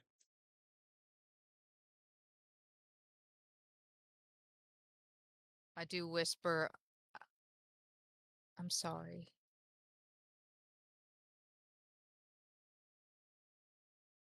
He kind of like squeezes your side a little bit as you say it, and he looks up at you, and his eyes are still full, but there's a sadness yet an understanding about them, as there's just the ever slightest corners of the slightest bit of a smile, the only bit that could pierce through this at all. When he calms down enough, like he's not hysterical, he's just sort of, you know what I mean. That's kind of in this moment right here. He's kind of just like, I my eyes sort of soften and smile, but then there's a moment of like anguish and heartbreak. How do you not hate me? and he kind of like sighs and he closes his eyes. And he almost sits back on his knees a little bit, but he doesn't let go of you. Or sits back on his feet a little bit, rather. He's on his knees. And he looks up at you.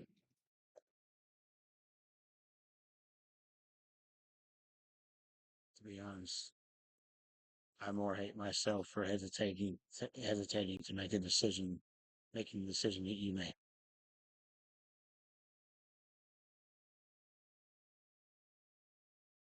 I was so afraid in that moment of losing you that I was willing to sacrifice everything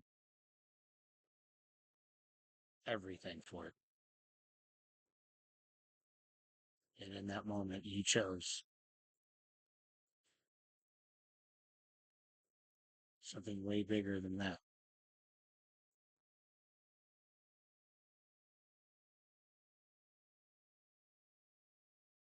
In that moment, my reasons were selfish.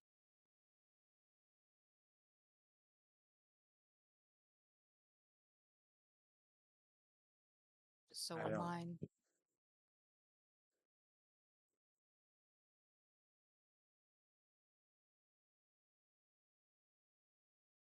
It was my orders, my idea, my plan. And it worked. Flawlessly, actually. But she was never meant to get hurt. And had she been awake, she would have made the same choice. She would have made the choice that in that moment I couldn't. But I made the choice. You did get what he just said, though, right? Yes. That that she would have agreed with you. Yeah, I know. Okay, okay. Just making sure that when you said that, I was just wanting to just make sure. Okay, it was your choice, and ultimately, so is this. I was right, and ultimately, this was mine.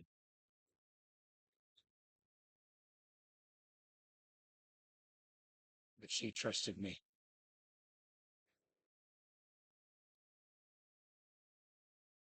and I'm trusting you. And he kind of lowers his head,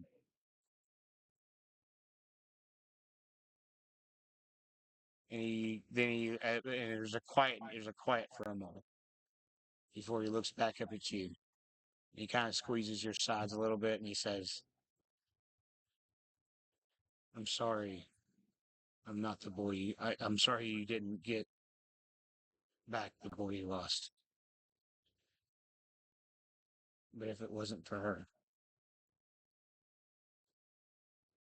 I wouldn't have the girl that I lost."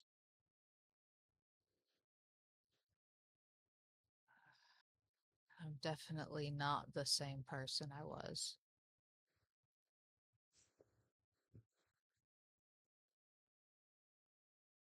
And he kind of smiles.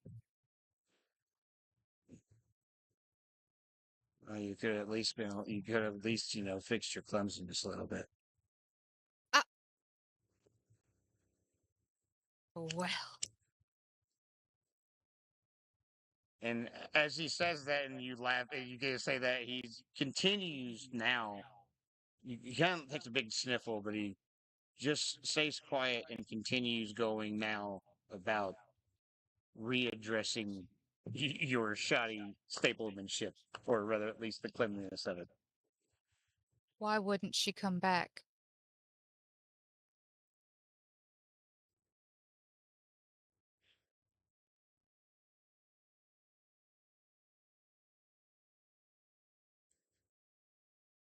And he kind of hesitates. He's almost like he doesn't know how to say it or exactly what to say.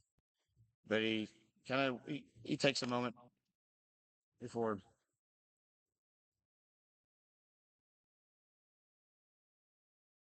Let's just say her job is done. And he turns around and reaches in his pocket. Late hours has just begun.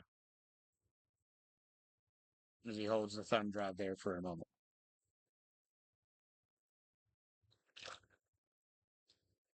But then who takes her place on Utera? Well, to be honest, as you see him pull out this thing, and it's a little from one of his little pouch pockets on the side. It's like a little wooden cylinder. It looks almost like a miniature wooden version of those shoot things that you see at the bank. And he twists open the top of it, and he drops it in, and he closes it, and he runs his fingers across it, and you see these dwarven runes. You've seen dwarven runes, so you can't read it. You see them pop up and appear, like the one ring and shit on the facing of it. And he holds it up, and he opens his hand, and it just sits there, just floating in the air for a second before going, and it's gone. I'm hoping Oakhorn can help with that.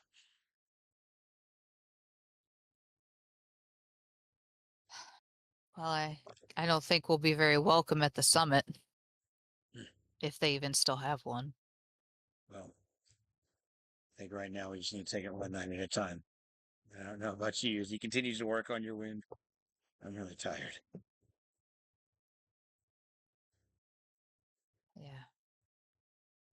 Well, is there anything else you would like to do with your evening specifically before you all do whatever it is that you do for the night? Oh my god. You can just say they went to bed. Hey, But is there anything else you would like to do before ending your evening? No, I don't guess so. Okay. Well, as you all finish your night together, the doc is now his meditation. Rachel, as you stand there in the grove, where we last left off with you, what are you doing? I watch everybody leave the grove. I'm just gonna hang out for a few minutes, looking at the fire.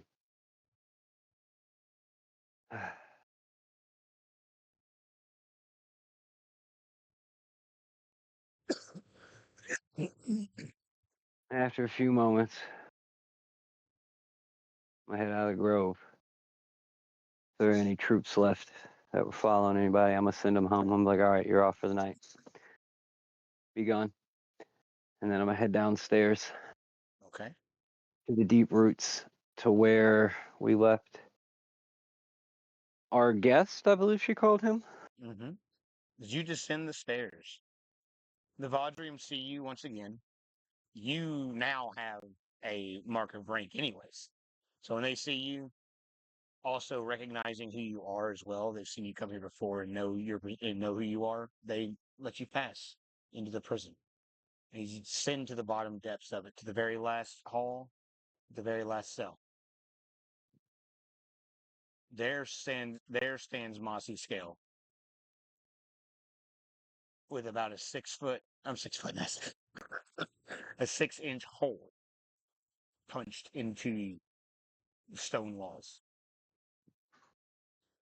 His heliod knuckles split through the scale as he paces back and forth,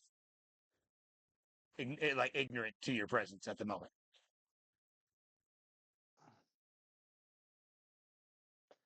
Just walk up to where he's pacing back and forth so he can see me. Like Mossy Scale. Right as you say his name, he turns, faces the other wall directly. Because it's like like a 6 foot gap. You know what I'm saying? It's a hole. So he just turns around and just plants his foot into the stone wall on the other side, leaving a large footprint embedded in the stone as he turns to you. Commander, Not going well then, huh? he laughs at us. He toys with us.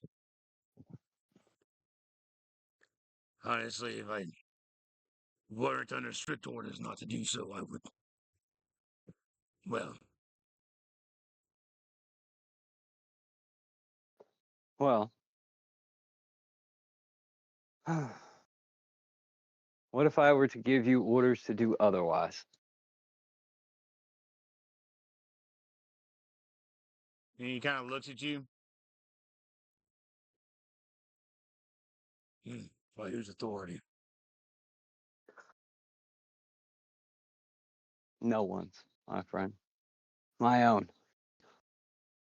Make a persuasion check.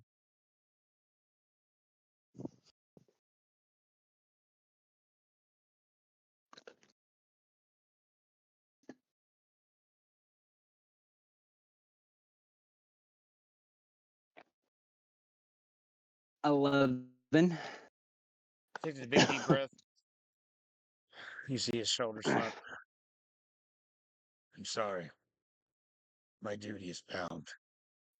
Hey, He turns and buddy. he opens the door and he goes, and you see the Helion commander is actually currently like head down, kind of head swaying back and forth, looking like he just recently got fucked up. But yours is not. And he goes to walk past you. Uh, yeah, I mean, I'm just interested if you're interested. If you feel like you can't. Because, trust me. Huh? If you want to kill it, just say so. And I'll let you kill it. And you don't even have to worry about it. Because I'll take care of it. But if not, that's fine. I'm going to kill him anyway.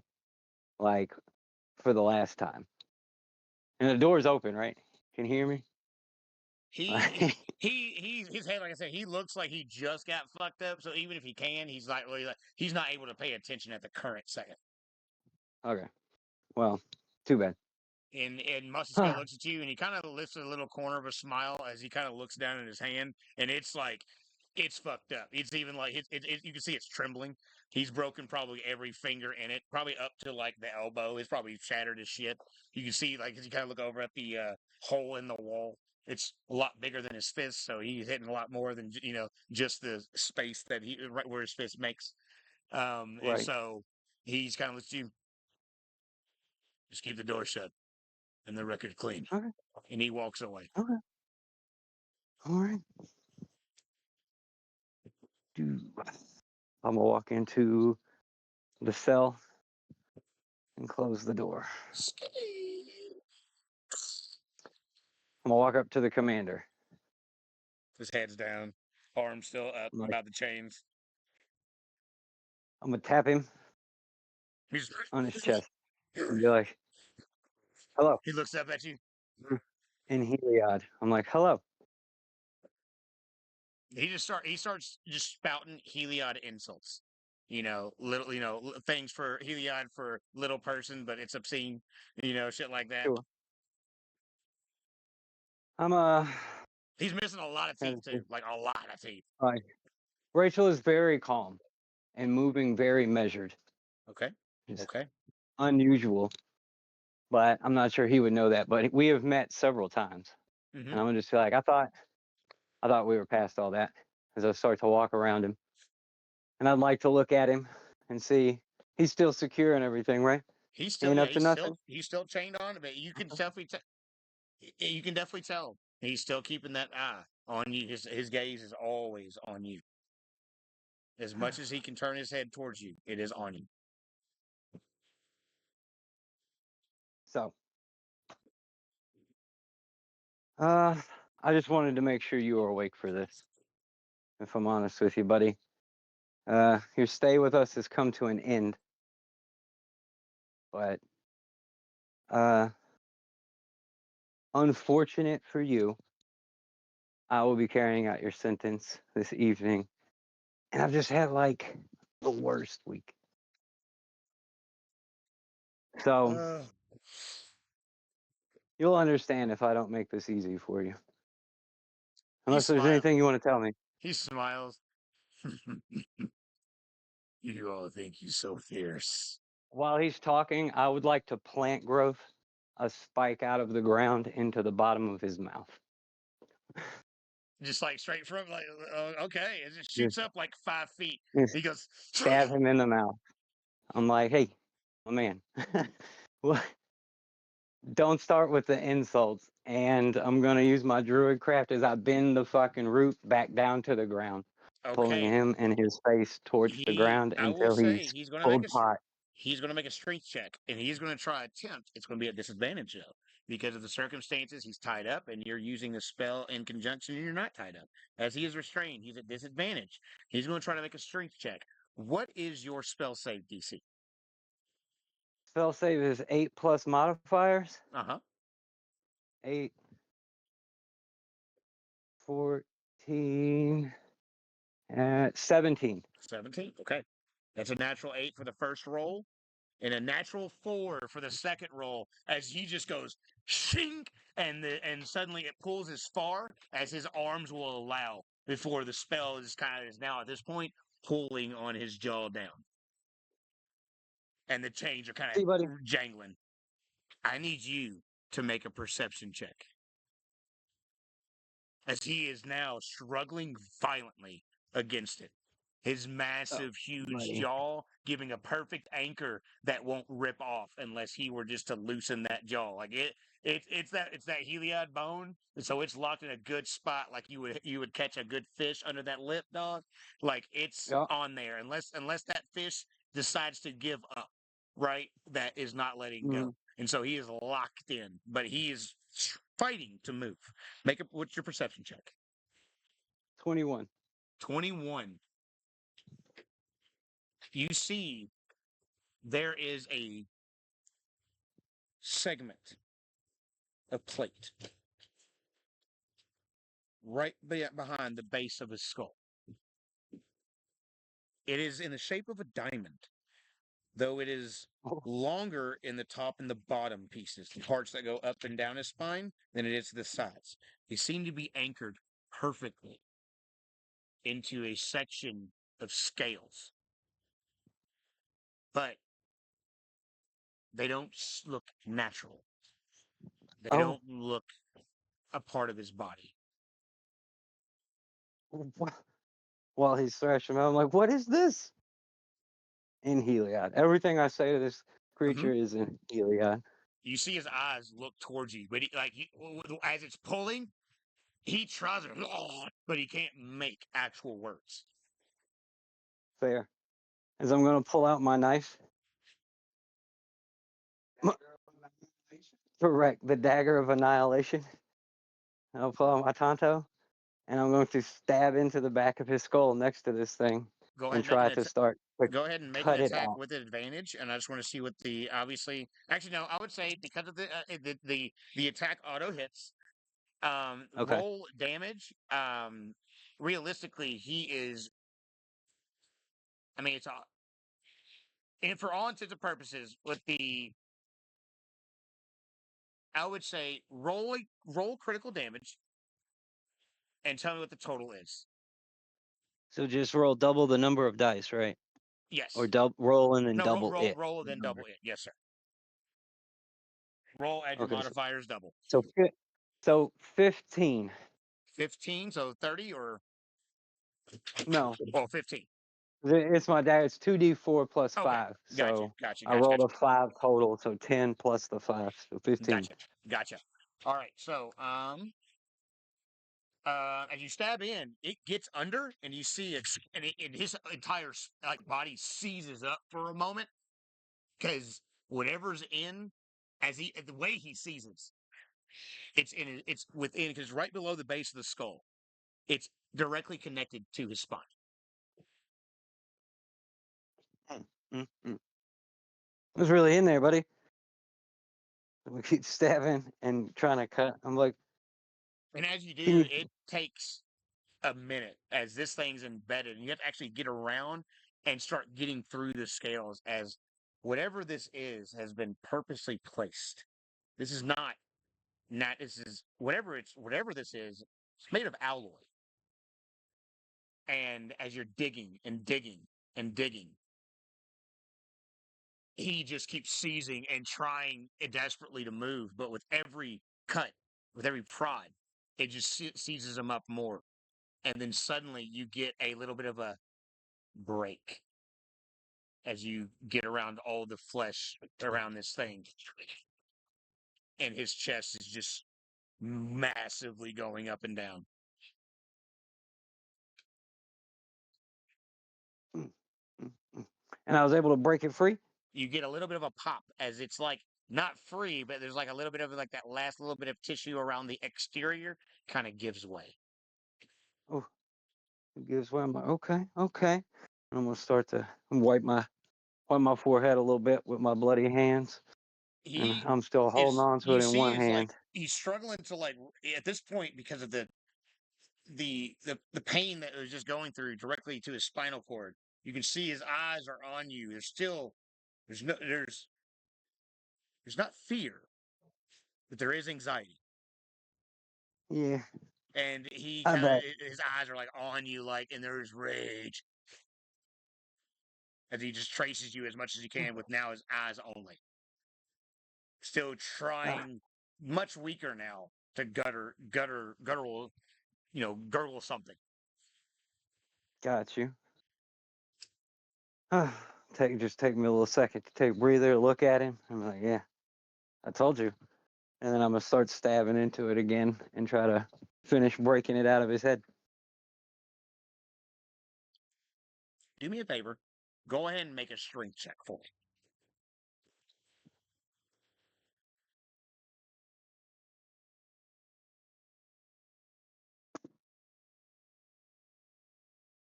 Strength check. Mm-hmm. Oh, baby. 12. 12. You suddenly get your knife in there, deep, and he kind of tries to scream, but it's very hard given the spine. And then as you do though, you grab it with your hands, and it just kind of just pulls up a little bit. You see, as it does, it pulls like a few inches out, and he just starts screaming and wailing and kind of convulsing in a way. As you see a couple of what look to be wires pop. Ooh, that's not natural. There's Oh, black liquid oozing from one of them. definitely not natural. Biomechanical. Hey, man. I'm gonna He's like, tap the side of his now face his with the dagger. breathing at this point has become very raspy. It's like it's very like strained. His eyes seem to be almost bulged as you like look around the corner of his body. His eyes are like bulging out of his face. I'm going to stab him in the shoulder with my blade of annihilation.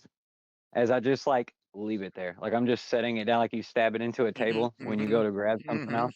I just stab this man in the shoulder and let go as I walk back in front of him. And there's just like, And I'm gonna loosen up just like an inch and a half on this vine. I'm gonna give him just a wee bit of slack as I'm standing in front of him holding his brain box. I'm like, hey bud. he kind of like lets, like, you can see his head kind of bob up and down a little bit now, kind of, with the breathing. You wanna tell me what this is? And I'm gonna look at it. What does it look like? And suddenly, Or do I have any idea what it would be myself before I ask that question, I guess? make I'd say make an Arcana investigation check. This is technology.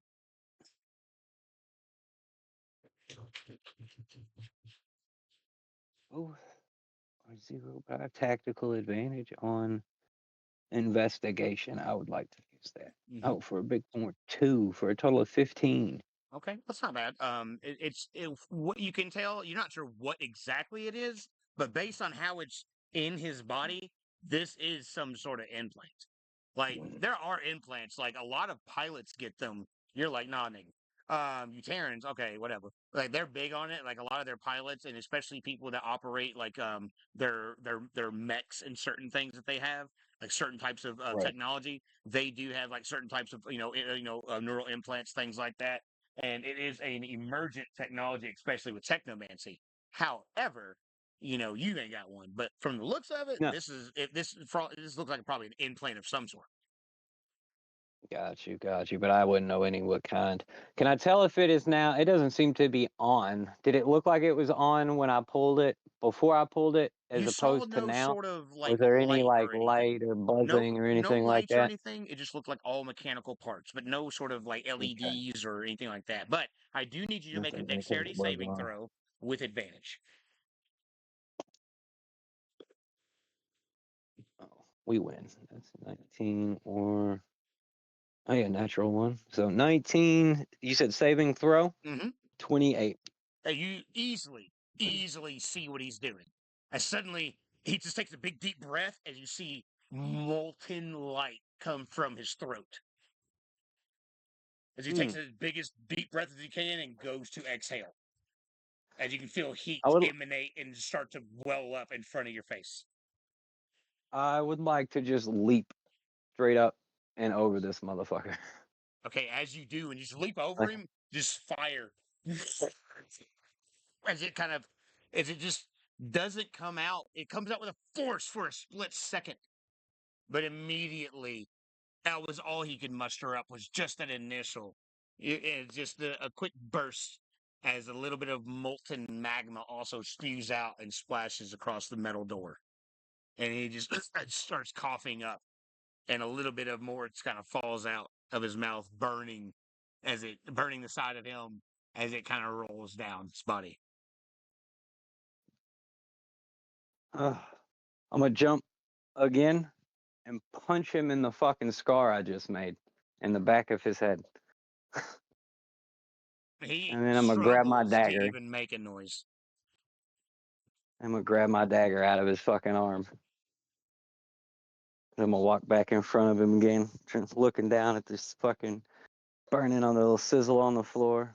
It's like, bro, look, hey, smack his cheek again with my fucking knife. Like, so women, you're gonna. I feel like you're gonna tell me eventually for mercy, because this, and I'm gonna tap his little implant in my hand. I'm like, this was just a happy accident. You know what I mean? As you tap it and it just seizes, but you point that thing out, he smiles.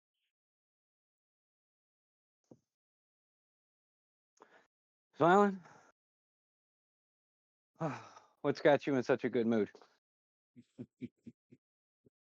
and he starts to very guttily, very strained, and it's hard to make out at first, but you start to make out he's tick tock, tick tock. Huh. Uh, all right. Well, in that case, hold on for a second. I'm gonna take my dagger and like, nah, I ain't gonna stab him. Now he might die while I'm out on the phone.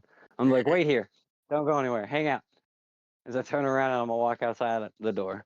I'm gonna open and Okay. close the door. Go out to the hallway. Half the And I got half the thing half with of the me. handles melted off at this point. Oof. They're making a mess. That's why we can't have nice things, bro. Fuck. Close the door. Is there anybody out here in the hallway? No. Mossy, as I'm you see now, there were a couple guards standing at the end, but looks like the place has been, at least the immediate area has been cleared out. um try to call Doc. Okay. Doc, as you are meditating, you feel a. Do you ignore it or do you acknowledge it? I'll acknowledge it. I told him to call me if something important come up. You just kind of just slowly open your eyes, just and Rachel is calling. Commander? Doc, where you at? Where the refugees are? You mind coming back to the temple? Sure. We're at in the temple. Temple's a big place. Yeah. I'm downstairs in the underroot prison section with our guest. Oh, yeah. And if you could like hurry, this might be Might be extremely time extremely sensitive. timely. I'm on my way. Like catastrophic explosive I'm consequences if you're like, walking thank you, as bye. we speak. Click. Click. Can't hang up on me, nigga. Boy. I start walking slower. Oh Lord. Oh my god, we're all gonna die. And then I'm gonna try to call Oakborn. Okay. You call. It rings. Yes, my child. Ah, fucking Oakborn.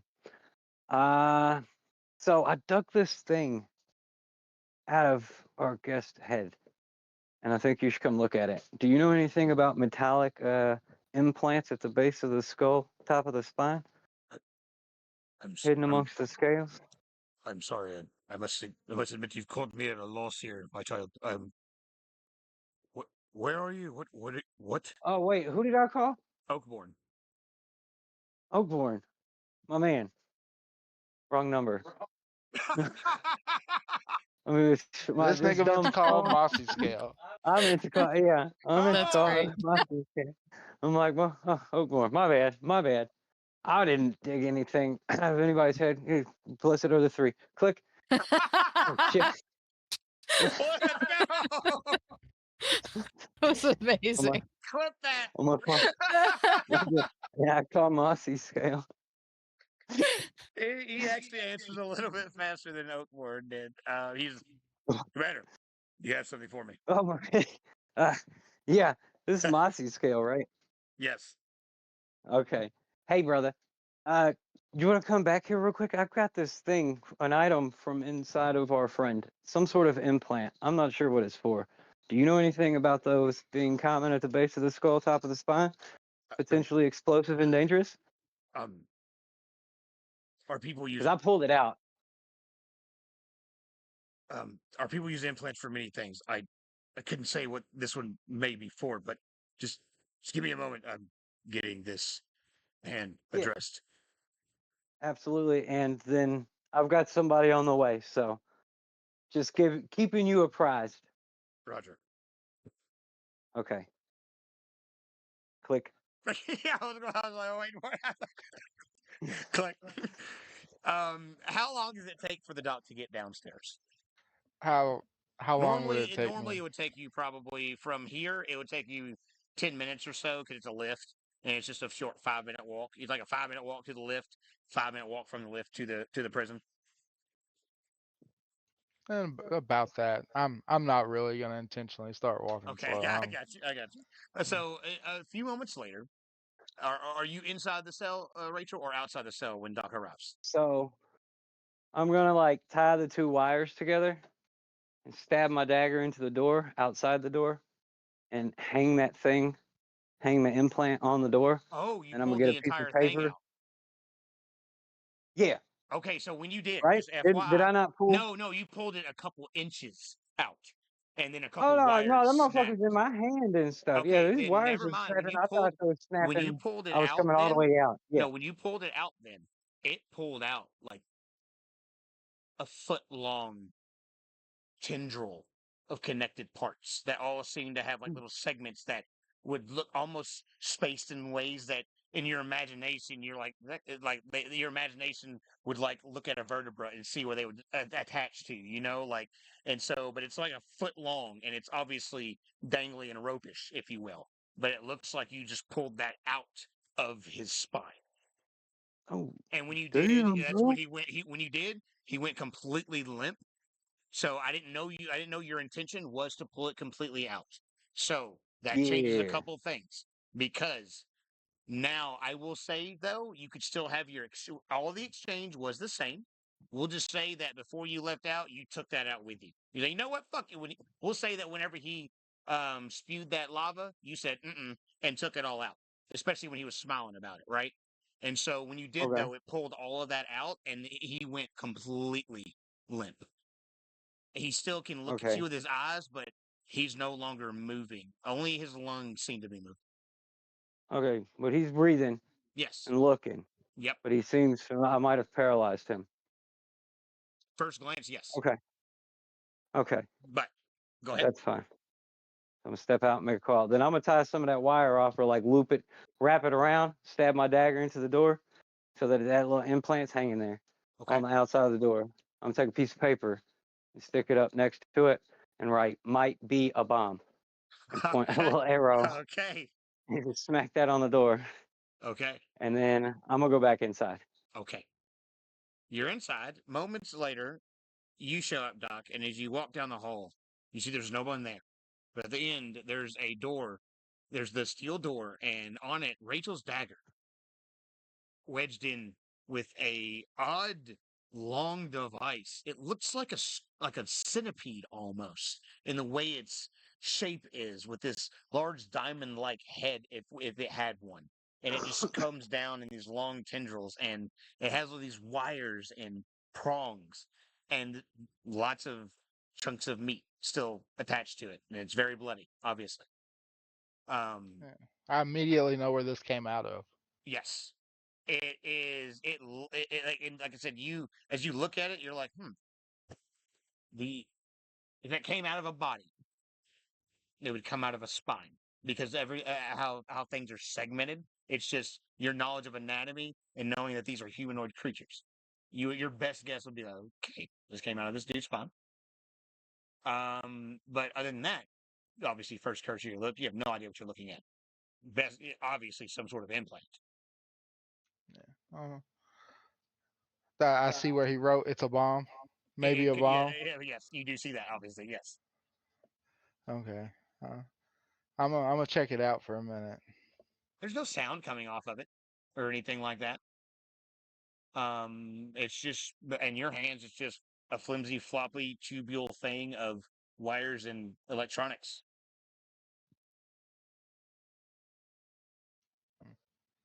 Any idea what it could be for? You're not sure. It's a spinal, so at Hooked least up on to his Utera, nerves, let's maybe? say at least on Utera, you know that spinal implants are for two different reasons. You're not privy yet. Well, no, did Rachel, did you tell Doc where you got that out of, or did you say anything about it? Refresh me I real mean, quick. did I? because I called 3 people about it, and I Right. was saying Doc, I what did cut he something tell out you? of somebody's head. What did he tell I you don't remember specifically? exact words I used when I told him. He was rather vague, Okay. So you're like not he sure always where is. you're not sure where in the spine this come out of, but you know that in Utera there are often with the advance of technology and everything, implants have become not widespread, but especially in severe medical cases or in a lot of technological and mostly in military application.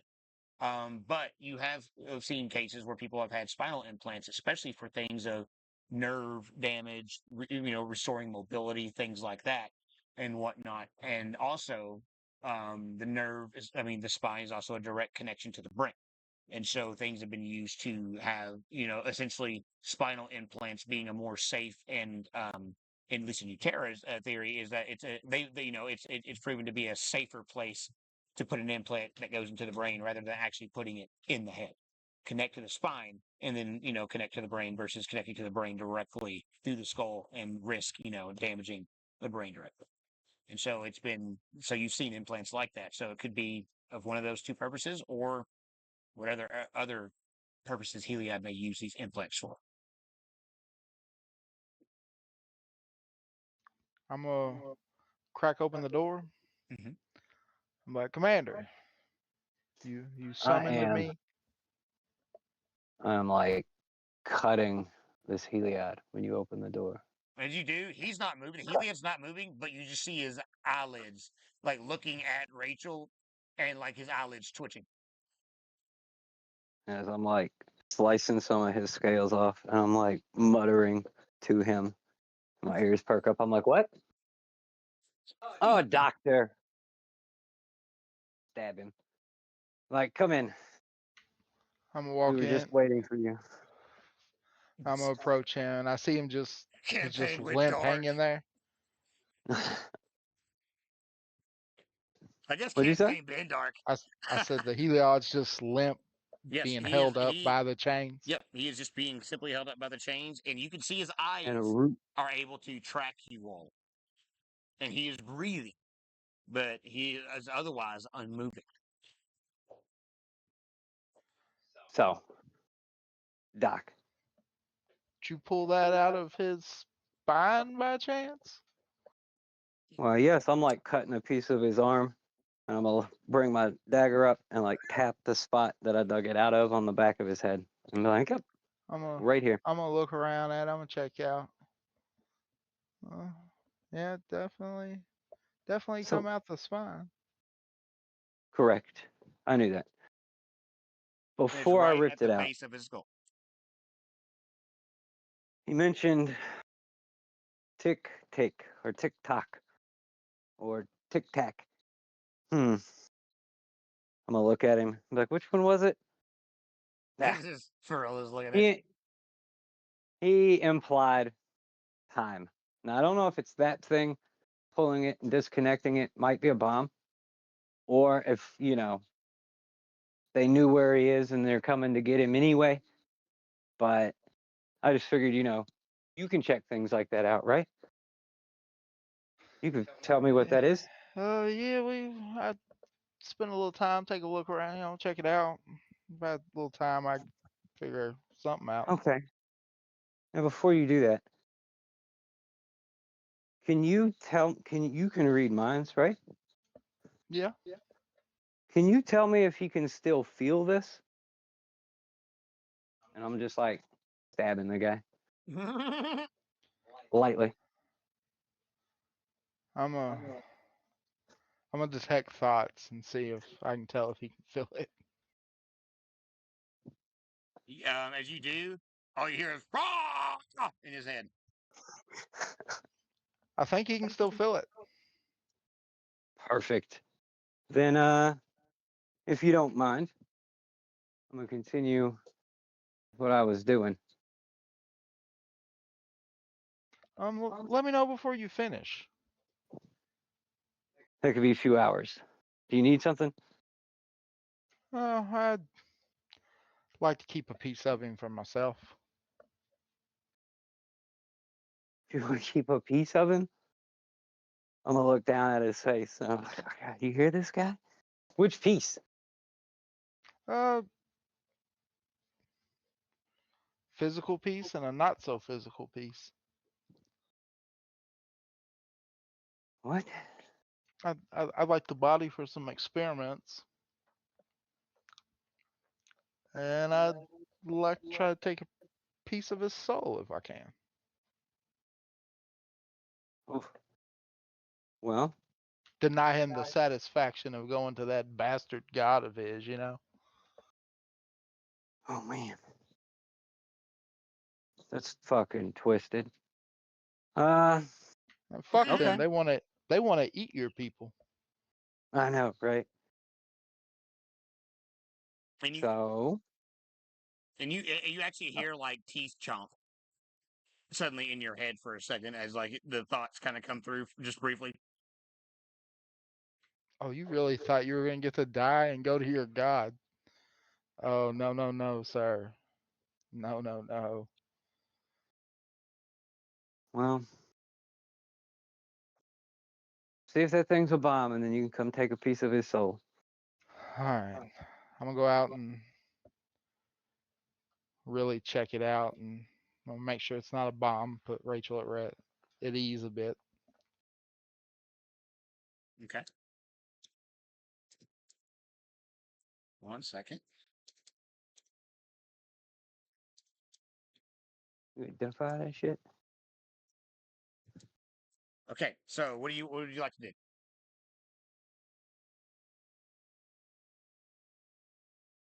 Just see see what type. See if I can discern what type of implant it is. Okay. Okay. Go ahead and make an Arcana check for me. Arcana.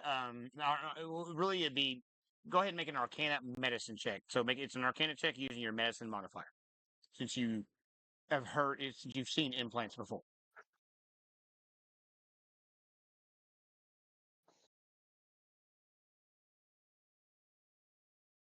24. Your best guess is this is a neural implant. Um, its function, however, that you would not be able to understand unless you were able to have some way to analyze it actually deeper and further and on a scientific level rather than a magical level, obviously. But does it? It doesn't seem like it's a bomb. No, no, yeah, it's definitely not a bomb. It's an implant. It's just some sort of neural implant, but there seems to be no device capable. It seems to be more just connection of some sort. You don't see any indication of an explosive. Okay. I'm gonna open the door back up and walk in. And be like, well, good news, Commander. It's definitely not a bomb. Fantastic. It's a neural implant. Gotcha. Possibly sending information somewhere. Mm-hmm. Mm-hmm. Mm-hmm. I'm gonna look down at his face, look him in the eye again. Mm-mm-mm. Snitching. Definitely snitching. I could discern more if I had proper equipment to analyze it, but What kind of equipment do you need? uh, they probably would have what wouldn't be needed at the military base. Well, you let them know you're with me. I'm sure they'll let you in, let you check some stuff out. Or Mossy Scale can run you over there. Did you call him and tell him about what you found? Oh yeah, I called everybody. He called everybody. Yeah, him and Elkboard. Oh, okay. Fair enough. Keep everybody in the loop. That's good. Something like that. I'm just idly torturing the commander while we're having conversation. Mm-hmm. I see. Okay. So, I mean, he's Is paralyzed, so there's really not. I mean, he's kind of not even yeah. a part of this conversation anymore. No, yeah, I know. yeah, so he's paralyzed from the neck down, probably. Basically, like Yes. the eyes Yeah. down. Yeah. He no longer has control of himself. So be careful. He might shit on you or something. Oh, Just a heads up. Fuck. I'll keep that in mind. And is the military base at this tree, or is it at your tree? I believe the one that you There's guys have one at been. each tree. Yeah, there's one at each tree. But I think the one that we've been, the first one, the big one with Barry's dad, is at this tree, right? Or no? He's at the same one with Thimblethorn. Right. Which tree is that at? I feel like that was the one at Neil at your place. At my tree? Okay. Mhm. Never mind, my bad.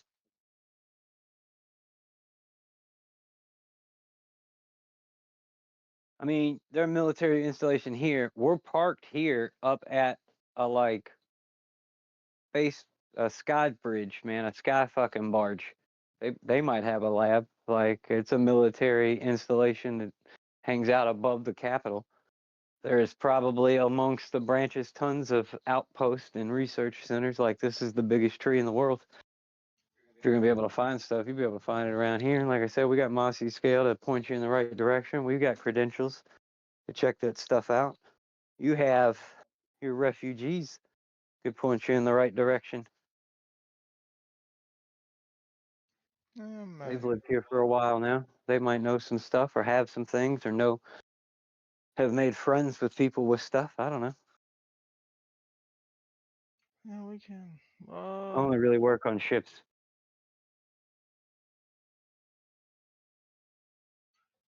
Fair. I'm gonna step back out and call Mossy Scale. Okay. He rings and So he's he doesn't headed this way. answer. He doesn't answer as suddenly he comes in the door, his hand all wrapped up in these odd bandages and mosses and shit. Oh, I was just reaching out. Yes. Good of you to join us. Is there Yes. any new developments I've I'm a seen? I'm gonna hold up the implant and be like, anywhere I could analyze this? He takes it from your hand, he looks at it, he goes, hmm. He looks at the commander. We should get Me, to I'm this. still inside with the commander. Did he come all the way in here? Oh, you stepped outside, didn't you? Never mind. That's right. Yeah, I So he kind stepped of out in looks the at, hall. so he looks at the door then. And he's kind of like, hmm. Ignore that. It's not a bomb. Well, I mean, he looked at the door more or less.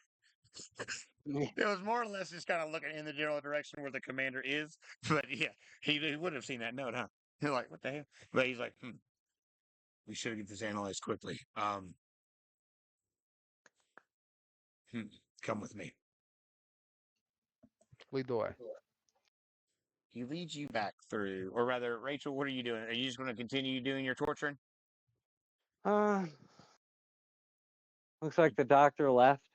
Mm-hmm. I'm kind of just level 1 torturing the guy for about 20-ish minutes, 30 minutes or so until I'm like, well, I guess the doctor's not coming back to join us. And I'm going to kill him. Okay. And then I'm going to revivify him. Oh my God, Jesus Christ! And then I'm like, bro, you didn't think you were leaving it easy, right? I'm just continue to torture him and heal him and resurrect him as needed until the doc comes back. Oh, fuck. Okay. Rachel's angry. Rachel is very angry. Okay. As you, Doc, are making your way back through the reach of the lift, you end up back in the temple, and you see Mossy Scale lead you up the stairs. As you go up and head down a certain hall, you realize you're heading in the direction of where you have. No, it wasn't you. It was someone else. But It eventually leads you down to a hall, and he goes to a chamber. And this chamber, you see a door. This door does not fit. It is a door made of steel, or at least some sort of alloy metal. It's odd segments kind of together. But the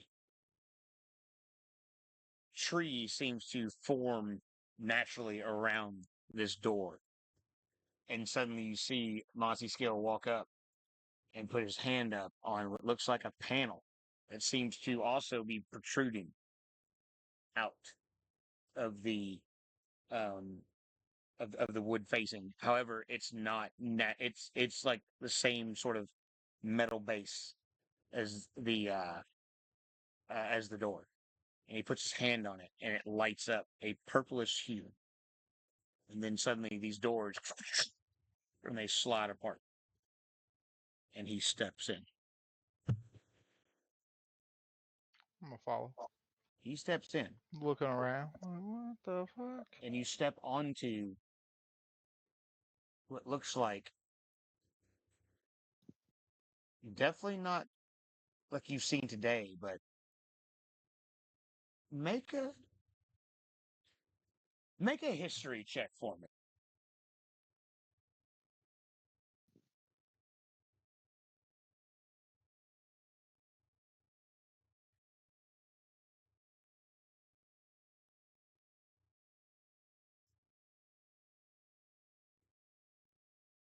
$23.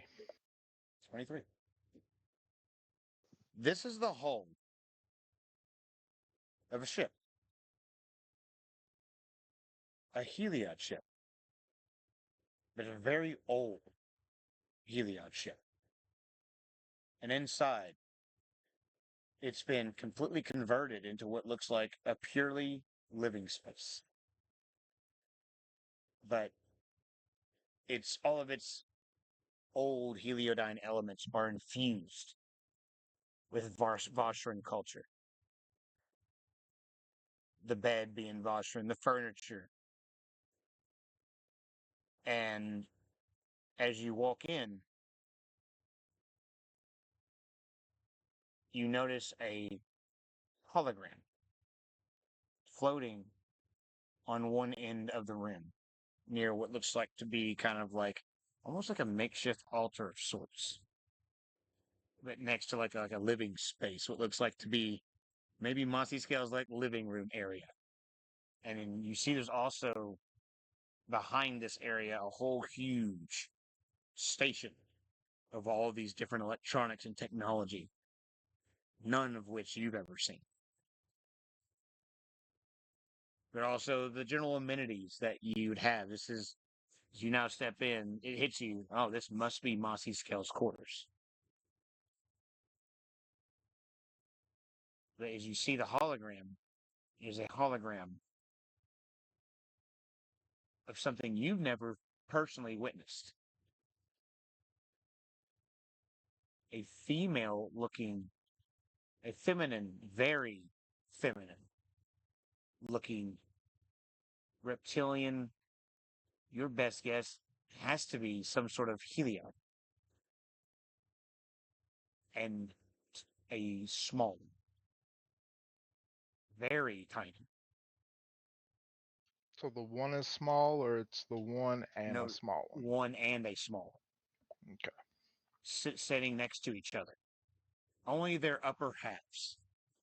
The elegant looking female standing behind with the small, very childlike looking reptilian creature standing in front.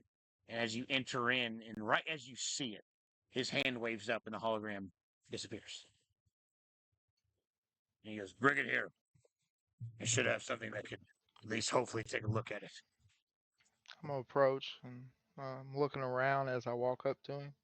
Well, nice place you got here. Hmm. Ghost of the past. And he's just kind of just rummaging as he starts like grabbing a couple of things, looking like he's looking for a couple of devices, and he starts pulling out different things. And he pulls down this monitor from the wall, and he taps it, and it pops up. And it's just basically, did you see? It's looks like DOS version of Heliod Tech. You know what I'm saying? It's like you've seen their shit now being on the ship, but this looks like their version of DOS. Gotcha. So it's old, I'm a lay it out on a table or somewhere and and kind of take a half step back and let him. he picks it up and hmm, he kind of shakes it off a little bit because it's still got viscera and shit all over it. Ah. And he goes over and he starts to look for a couple things. He takes his oil, he grabs his jug off the wall, and he pours it into a canister, and he lights a fire on it, and it starts to heat up, and you can smell the smell of what it smells like.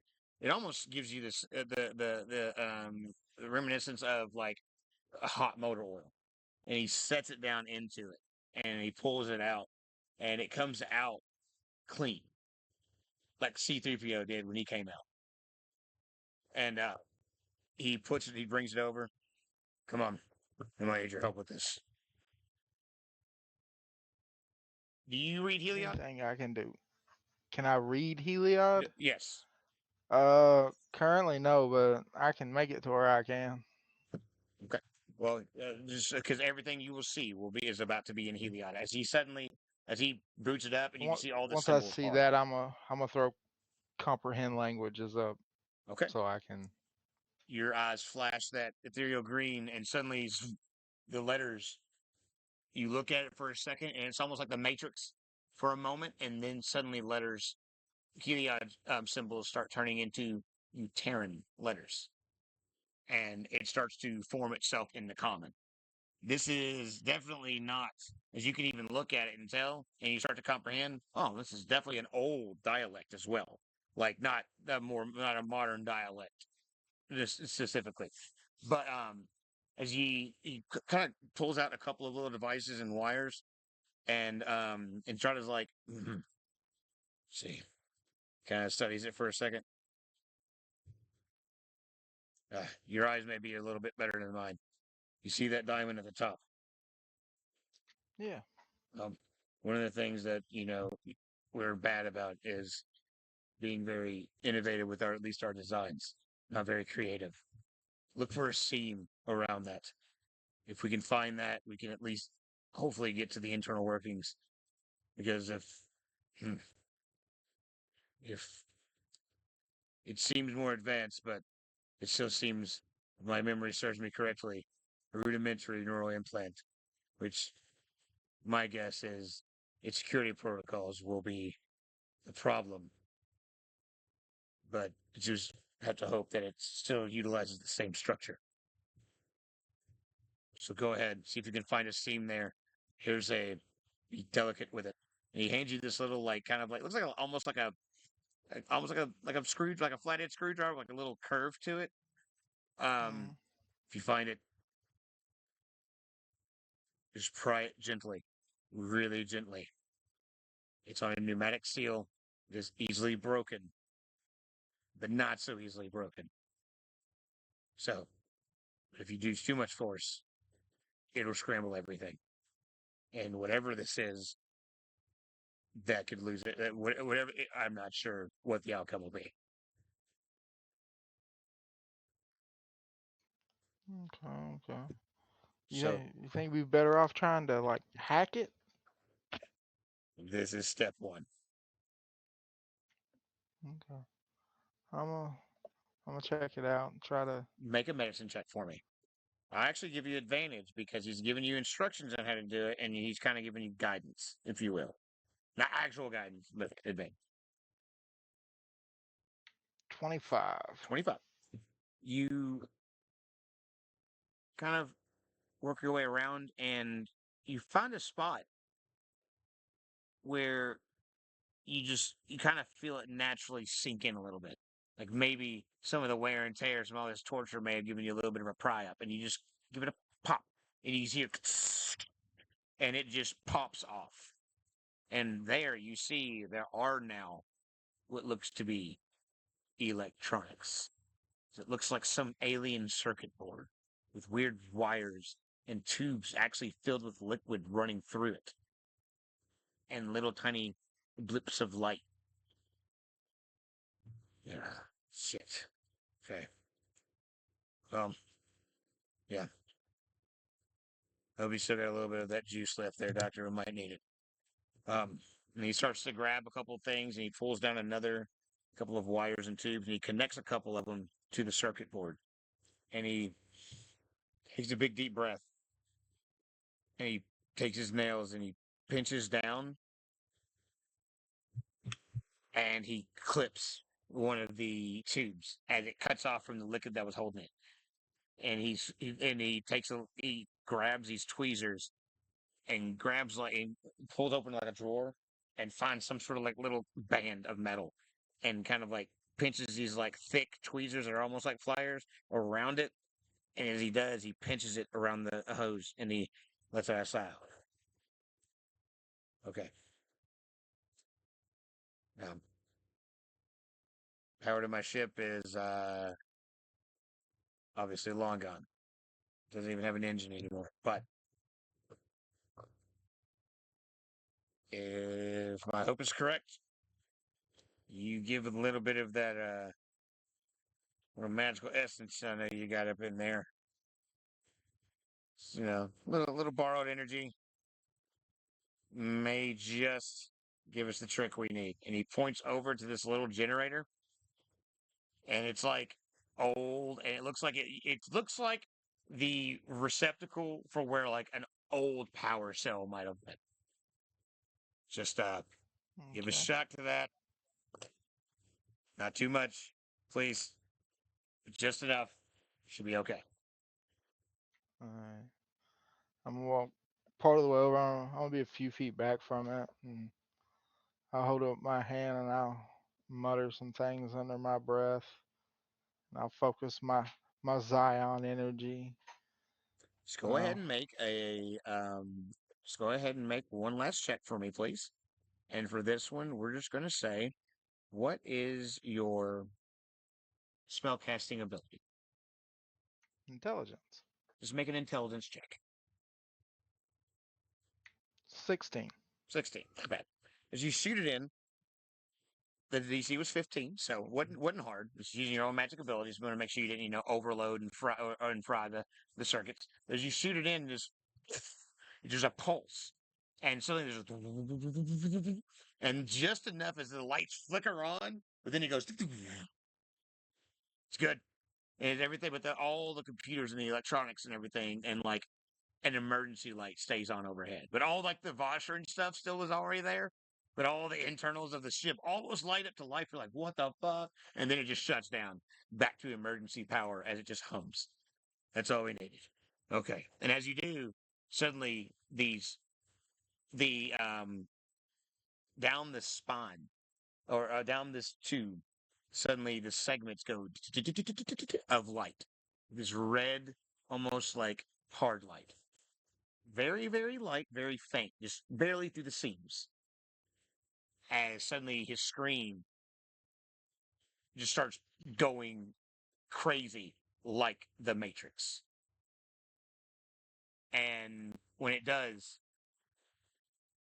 suddenly there's a view, a digital view comes before you. And in that moment, both of you kind of like take a step back from the monitor in slight shock as you see almost like a Call of Duty esque hologram of a map. The cell. It starts with this room, and it zooms out more to the under roots, to the lower level of the tree, to up and out. And suddenly this map starts to fade away. What looks to be maybe several miles outside of the tree's boundaries. But a perfect map within a 25-mile radius around the trees, actual canopy exterior, is a complete and detailed seismic map of that section of Egypt. And then it continues to zoom out, almost like it's doing it on its own. And then you suddenly see it zoom out away from the planet, and you see the planet as a hologram, and then out and out and out and out till it stops on a red blip. And then suddenly a red error message comes across the screen. In that moment, make a perception check for me.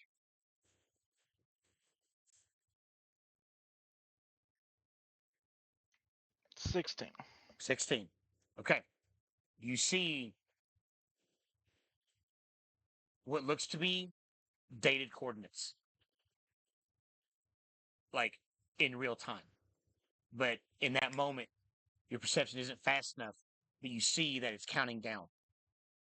And you couldn't get quite a good look at how long it had till it reached whatever conclusion before a red giant error message comes across the screen of unauthorized access. And then it just, and everything, and the screen actually circuits and fries out as it starts to smoke.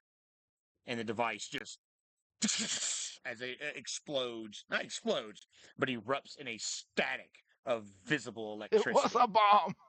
And then it just smokes. And that's it. That was a countdown. Did you get what the countdown? I,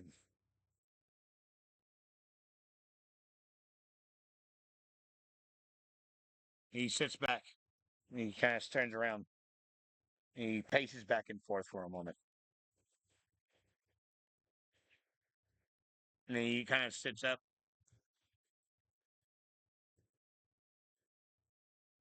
Did you happen to, if you were to guess, based on the rate at which those images flashed, how far away do you think that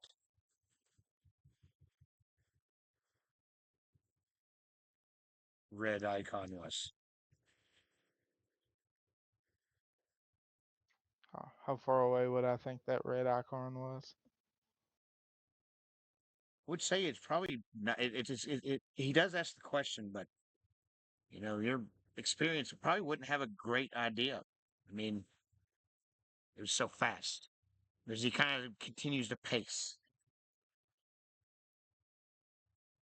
he kind of looks at you. Been really great if a commander would have been here for that. His eyes open up really wide.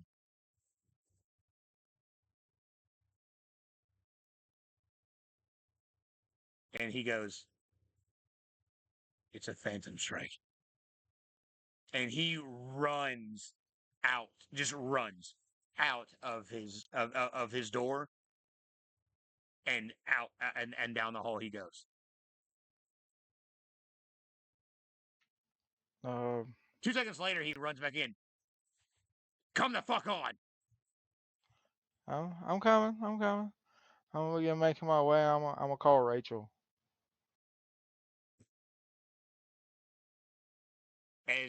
Rachel, while you're doing whatever you're doing, suddenly your phone rings. Oh. 1 second. Hello? Commander. What? Mossy Scale just yelled something about a phantom strike and took off running. Where are you going? I'm not entirely He sure. runs Where are we straight. going? He runs straight downstairs, straight to the lift, and down at you go.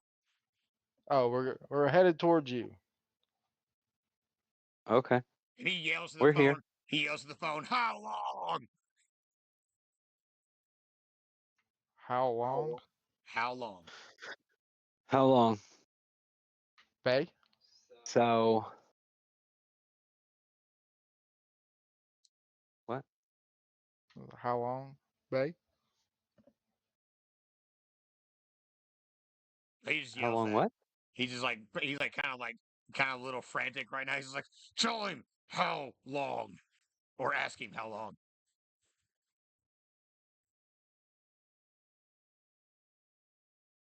So okay. I ask him how long. I killed this guy. I revivify the guy, and then I healing spirit the guy. Is he able to speak again? Healing spirit. Remind me what it does. It does a D6 every turn. It's concentration for a minute. I can move it around, and it can look like a spirit or a fae or a thing. But I'm just gonna on him leave Mhm. it there for 1 minute. So I'm like torture him until he dies, and then resurrect him while muttering that it's not fair. Then yes. And then I'm going to fucking just like cast a spirit over top of him. It doesn't really look like anything. I'm not in the mood for making it look like things like rabbits or fucking Yes. fairies. So he Right. just glows. I'm glowing at this point, obviously. If I didn't mention it, I'm casting high level magic for myself. So I'm antlers out, glowing. Although my aura and my glow is getting dark, much darker than Mhm. usual. I'm like, it's like I'm like shadow right now. My eyes are like a little red. Yeah. As I'm just kill this guy and bring him back. So he can speak. So then I will ask him, I'll be like, hey, how fucking long? Tick tock, little one. Yeah. How long? Hmm. I know TikTok. I know Phantom Strike. I know they're coming. How long? I'm gonna stab him again. He goes, at this rate, that'd give you 24 to 48 hours. He says a day or two. I got And him on you speakerphone. just hear, raw. Yeah. As I'm gonna like start cutting his elbow and stuff. I'm just going back to fresh torture now that he's been brought back a little bit. Ruse. I'm gonna just re-torture him while I'm on the phone here. Make a Yes. perception check. Without advantage, it's involving hearing, but you are asleep. So make it. Are you asleep? 29. Yeah. Oh, it's 29 anyways. Just 29. You suddenly. Anyway, he's here. Are you awake or not awake? What time is it? It's fairly late at this point. I don't know. Maybe. Probably midnight. Maybe not. Well, whatever you are doing, suddenly your ears go, they perk up as you hear the obvious like sound in the distance. Like it's muffled, very muffled, but there is a scream, a Heliod scream. But with a 29, you're like, what's it? What the fuck? I jolt up in the bed. As you do, the bear's like, ah. You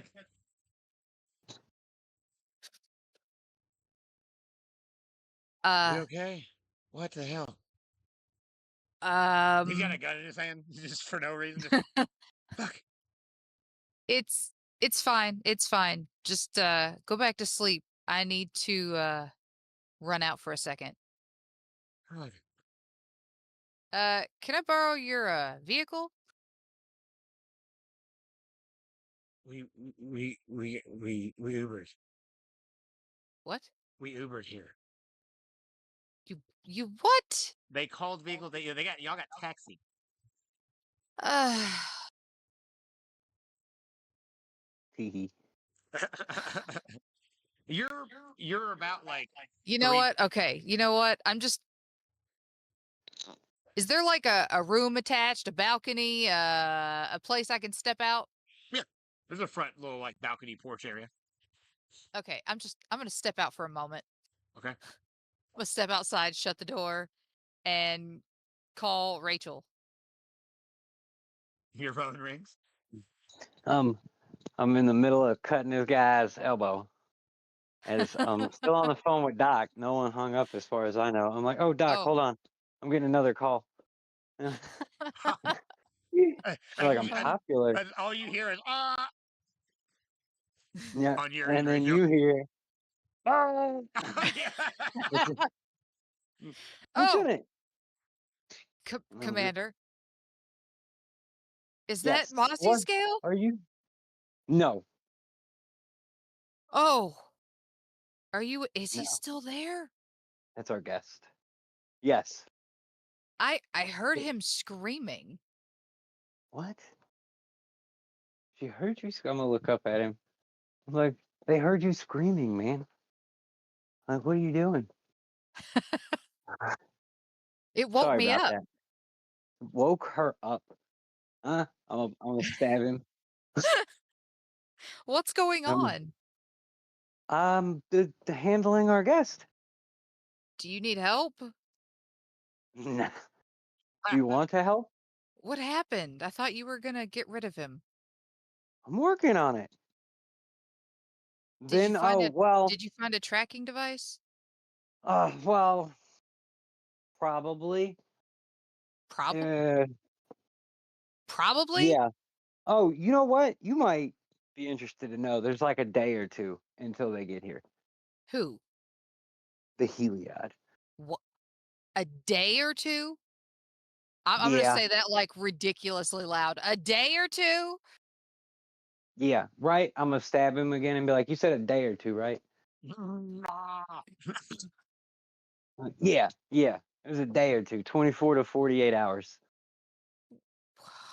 What do we do? Um, well, I'm working on it. I'm not entirely sure. I mean, we knew. I can't really discuss that. What right now? Well, I guess I can, huh? You're not getting out of here, but I don't know. He was already up to something. I don't want to risk it. Quit So, worried about him. We have to start preparing people. We well, can't have. Doc and Mossy Scale are on their way down. Well, I'll get with them. Like they're in a huff too. So we're moving. But you thought you were off. You know what I'm saying? You're supposed to keep relaxing. I'll keep Relaxing. this. I'll keep this guy quiet. I'm sorry. We'll keep it down. All right, look. As soon as something changes and you all get rid of this guy, let me know what we're doing. Will do. Anything else? What'd you do with the tracking device?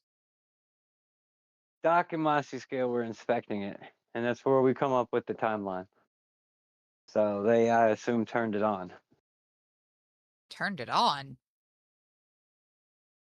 Yeah. It wasn't. There was just an implant attached to his spine that I removed on our first run around. What? Oh, what? Yeah, an implant base of the skull. I'm like walking. I'm on my phone. I'm walking around behind the guy, and like stab him in the back of the head where that hole is like scarred over where I healed him. Like stab him in it. I'm like right here, what's that base of the skull? He's like, Like a foot down from the top of his head. ah. I can't sleep now. Oh my God. But we don't. I don't know exactly what. I'm waiting on them to come tell me. They were in a huff though, like I said, and they said ask how long, and he said a day or two. So I figure that means like today or We. tomorrow, probably. He's uh, probably still lying, aren't you, bud? He smiles. He just smiles at you. Like he's still paralyzed too, except like he's regained like use of like his neck, so he's still kind of like he can move his head. But where you rip that out of his spine, I mean, you ripped it out. It's like a foot long out of his Gotcha. spine. So yeah, he got Correct. head movement. He got head motion. That's it. Okay. should we wake the elder, Oakborn? Oakborn kind of knows. Uh, Uh, okay. I talked to him briefly. Click. Again, Mossy Scale, Oakborn, they're gonna know. I know. If we're gonna tell the elder, we'll figure it out. But it's a still developing situation. Stab. I'm gonna get dressed. I mean, hey, look, you can just wait till morning. I'll call you if we need anything. But if you want to come If down, I'm not gonna stop you. Stab. fucking hell. Click. Oh, oh, Sam. it's over. I feel betrayed.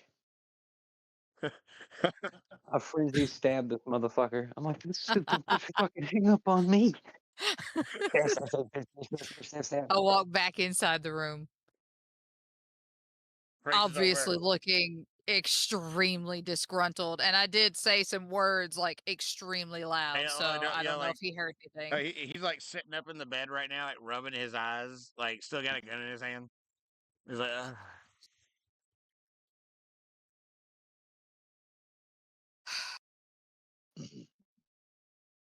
I sit down on the whatever chair in the room and just sort of start like I've got my feet flat on the ground and my elbows propped up on my legs, and I'm kind of like rocking back and forth, contemplating. he's just like, everything okay? He's trying No, to like rub sleep out of his eyes. no, nothing's fucking okay. He kind of sits up. Well, that much I know, but what's going on? You're up for something. It doesn't seem like it's for the obvious. The Heliod are invading in a day or two. Here.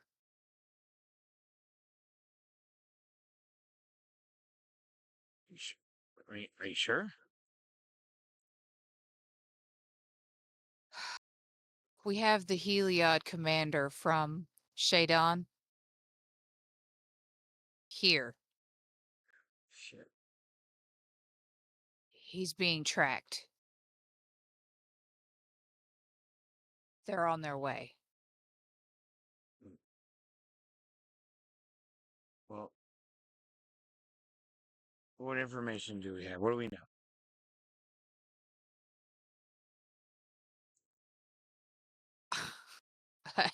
That's all I know. Hmm.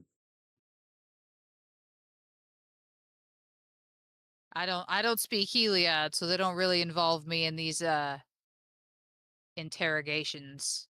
Conversations.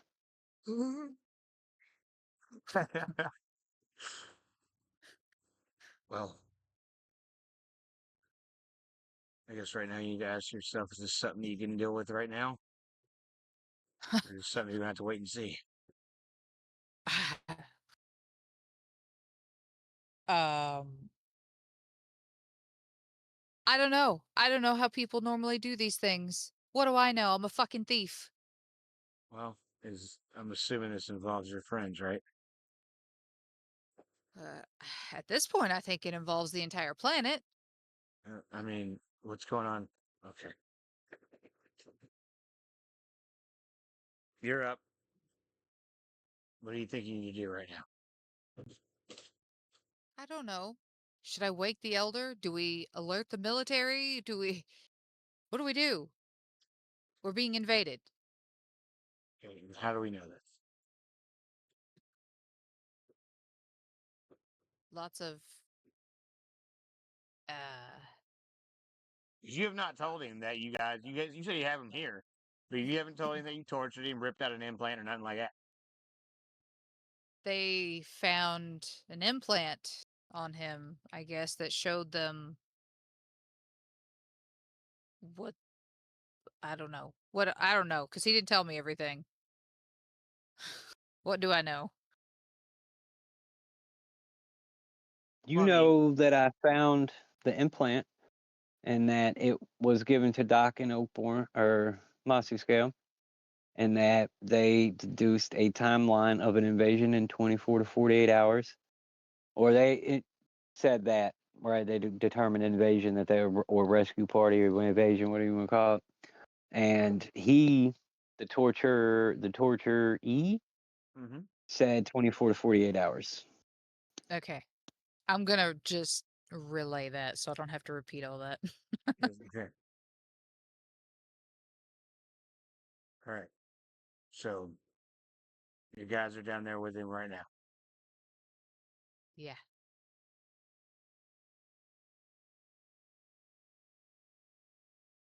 I don't know if causing a rabble in the media is going to be of any help. You said that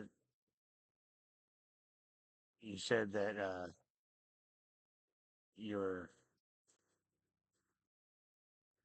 because I can't remember if Barry's ever even. No, yeah, he has.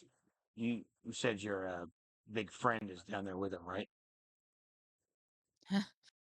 Mossy scale, yeah.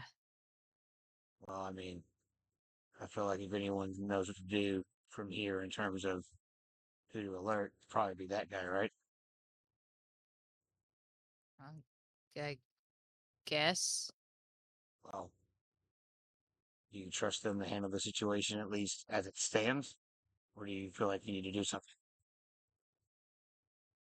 Well, I mean, what can I do? Well, you can be on standby for when they need you.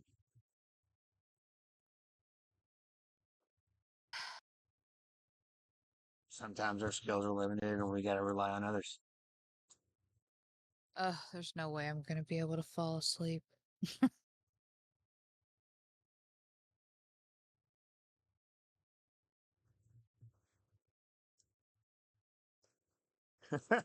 I said you.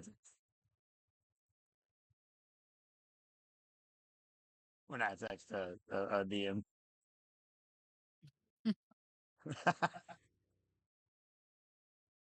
So, what would you like to do from here on your end? Are you going to allow them to continue their Uh, work and wait, or yeah. After I say there's no way I'm gonna be able to get any sleep, I'll walk back over to the bed and get under the covers. okay, the other team?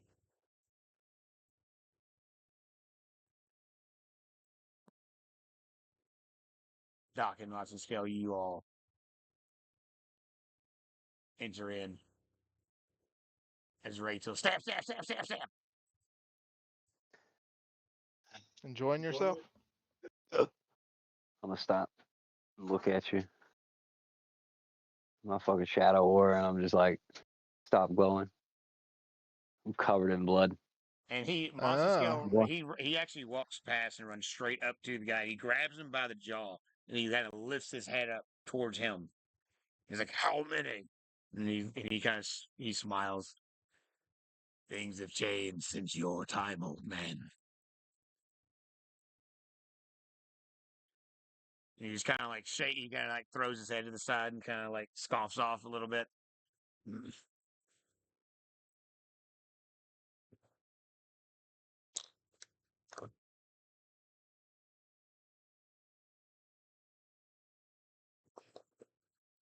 What was on the implant? detailed map of your world. Oh, that's not good. And so they're coming.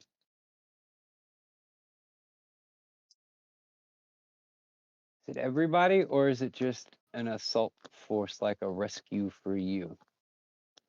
I'm gonna ask him. He kind of smiles. Let's just say it'll be enough to lay the groundwork. We only need a few. Not totally the groundwork. So not everybody. Also, like let's keep this ass to a minimum. I'm gonna lean in close and be like, I will kill you again. It's out of my hands now. I know. Absolutely. Agreed. Which is why, just be cool, dude. Doc, you wanna do anything? Anything you would like me to do?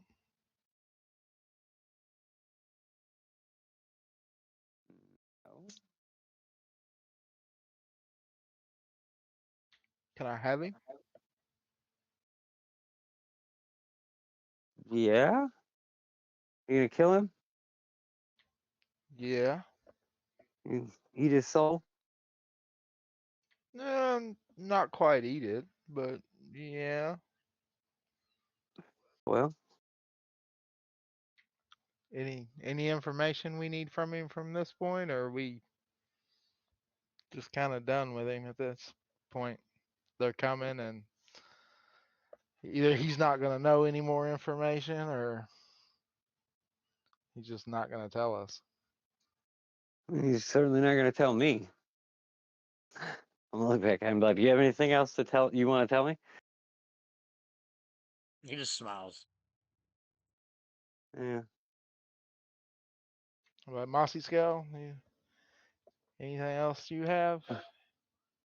He walks up to him and he grabs his jaw once more and he just growls, "They will be free." And he storms out. Mossy Scale says they will be free. And he storms out. Oh, okay. Fair enough. Is he still fucked up? Yeah, he's fucked Oh, up. yeah, Rachel's been yeah, stabbing him for 2.5 hours. I killed him once. You killed him once. I didn't say that. That was a meta for you. Rachel yeah. doesn't say it. Right, all this nonchalant, this fucking stone face. I killed No, him once. I no, killed no. him once. Rachel's just standing there covered in blood with his knife, still looking at the guy, waiting for you to eat his soul.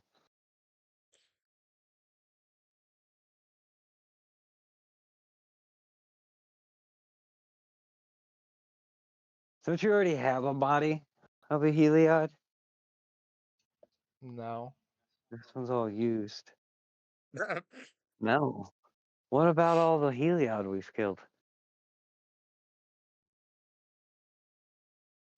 I mean, we haven't really killed any in a good while, for real.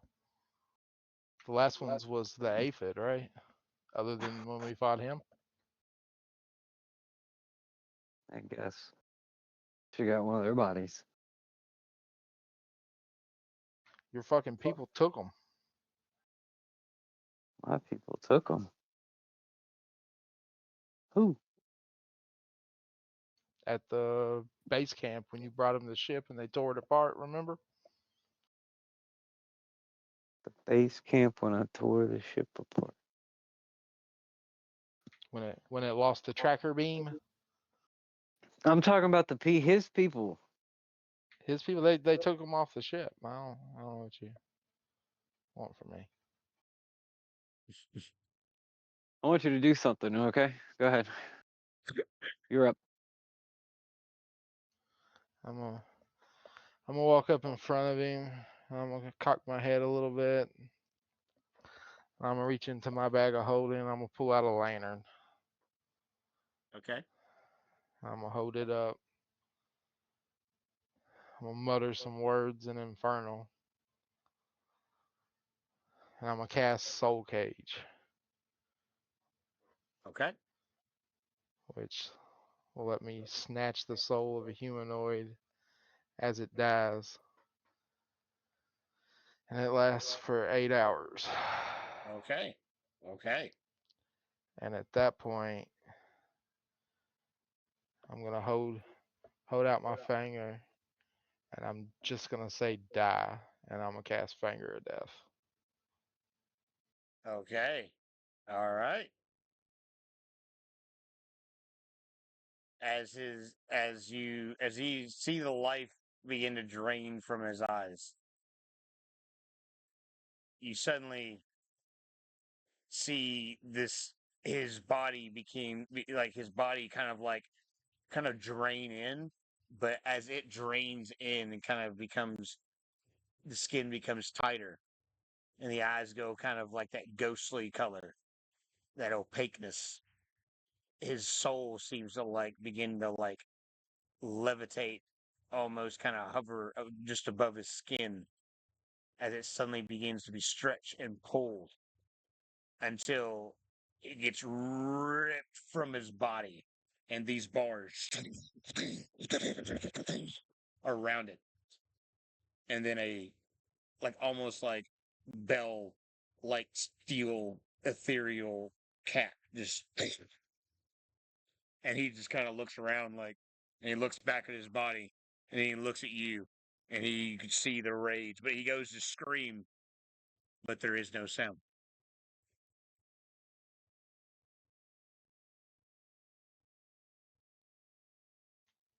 In the lantern, bitch. In Atlanta, get the fuck in here. So, is that your? Is that one of your little capture thingies? The soul, the stasis thing. No, it's like the component for the spell is like a little. It says like a little bird cage, but I Gotcha. want to use like a lantern. Okay, do me a favor. I will say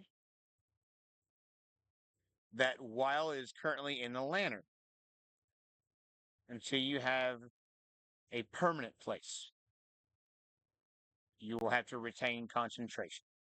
However, it's a simple thing, more or less, that if you have to cast a spell, obviously, that would require concentration, then it would not be able to hold the soul. It would just the cage would come out, and then the time would kind of go. The duration of time of it would lasting would start to tick again. However, if as long as you can maintain concentration on that, you have the time to find another permanent vessel to try to store it in. The lantern is the vessel. Is the cage. If you feel Until the me. spell ends, until you. Oh, okay, I see it now. I see. I'm reading it, and I didn't read it all the way. Okay, okay, But got it. Yep, you're good. Finger of Death. If I kill a humanoid creature with Finger of Death, a minute later they rise as a. It says zombie, but can I have a skeleton? Well, are you? I would say you said within a minute. Oh, it's started my next turn. So Okay.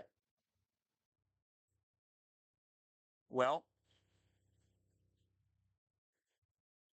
I would say that the soul cage would kind of cancel each other out in a way because so okay, why is never they mind, don't have a he don't have a soul. you're trying to turn his Yeah, body, you're two yeah. separate entities. I understand now. Now I'm tracking. I I I'm took his tracking. soul and now I want I'm the tracking. body. Okay, so just the skeletal remains of the Helion. Yeah, Okay. yeah. And how long does that last? He's permanently under my control. Okay.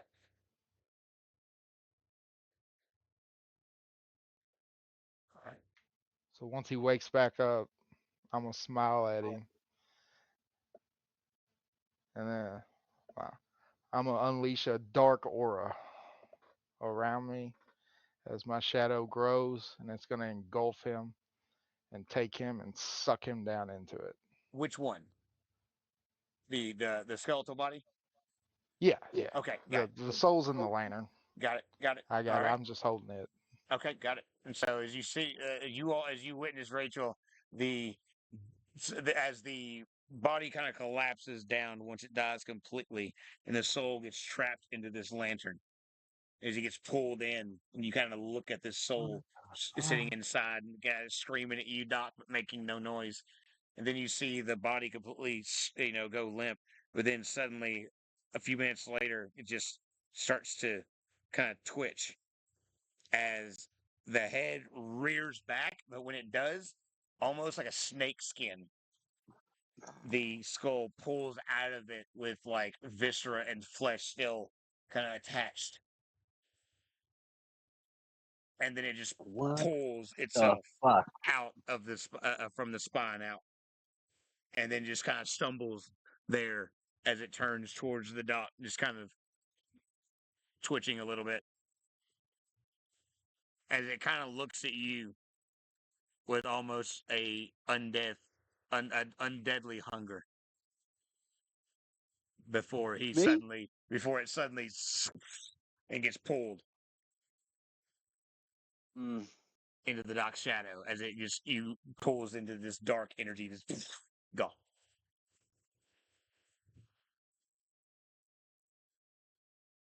Doc, what the fuck? Pretty badass, wasn't it? Are we doing dark arts in my church? I'm not in your church. The basement of the church. No, it's outside of the church and completely different place. Oh no. Mhm. Oh, Like, well, we is there any skin left? Oh yeah, Or it's any still melt? Like hanging. what happened? It's still That's hanging by the fucking gross. chain. Can you clean that up? It's still Oh hanging my by the chain. god, dude. Oh my god, dude. What the fuck? what y'all got people clean that shit up, right? You no, bro. You need to clean that up, I'm gonna leave. bro. No fucking respect. And it's just viscera and blood dripping from the empty skin sack. All the guts kind of just fell into the and spread out on the floor. That's gross. It's steaming. A bunch of unnecessary parts.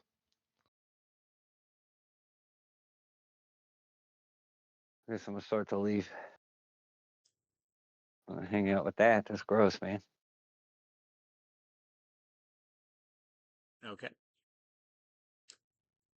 What are you all doing? Where's the Moxie scale? He He took off. when you guys kind of go out, he is standing outside of the because as soon as you walk in, there ain't no bullshit. It's just straight down into the prison. There ain't no Where? entryway, ain't no fucking lobby. It's to prison. He's actually standing right outside the main doors. When I walk out, I'm gonna be like, Mossy Scale, we need to clean up at aisle 6. He just kind of gives you a look like,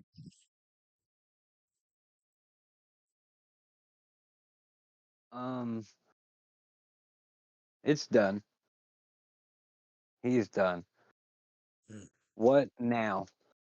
With what you found, he said you found a tracker. They're coming. The best the thing would tell us was 24 to 48 hours. I don't trust that. I think that means they could be here at any time in the next day. yes, But we'll see. I am headed topside to meet with Oakborn. I'm going to Well, relay what we have seen here and what we have discovered, and hopefully he will have some guidance, or at least we can discuss the next necessary steps from here.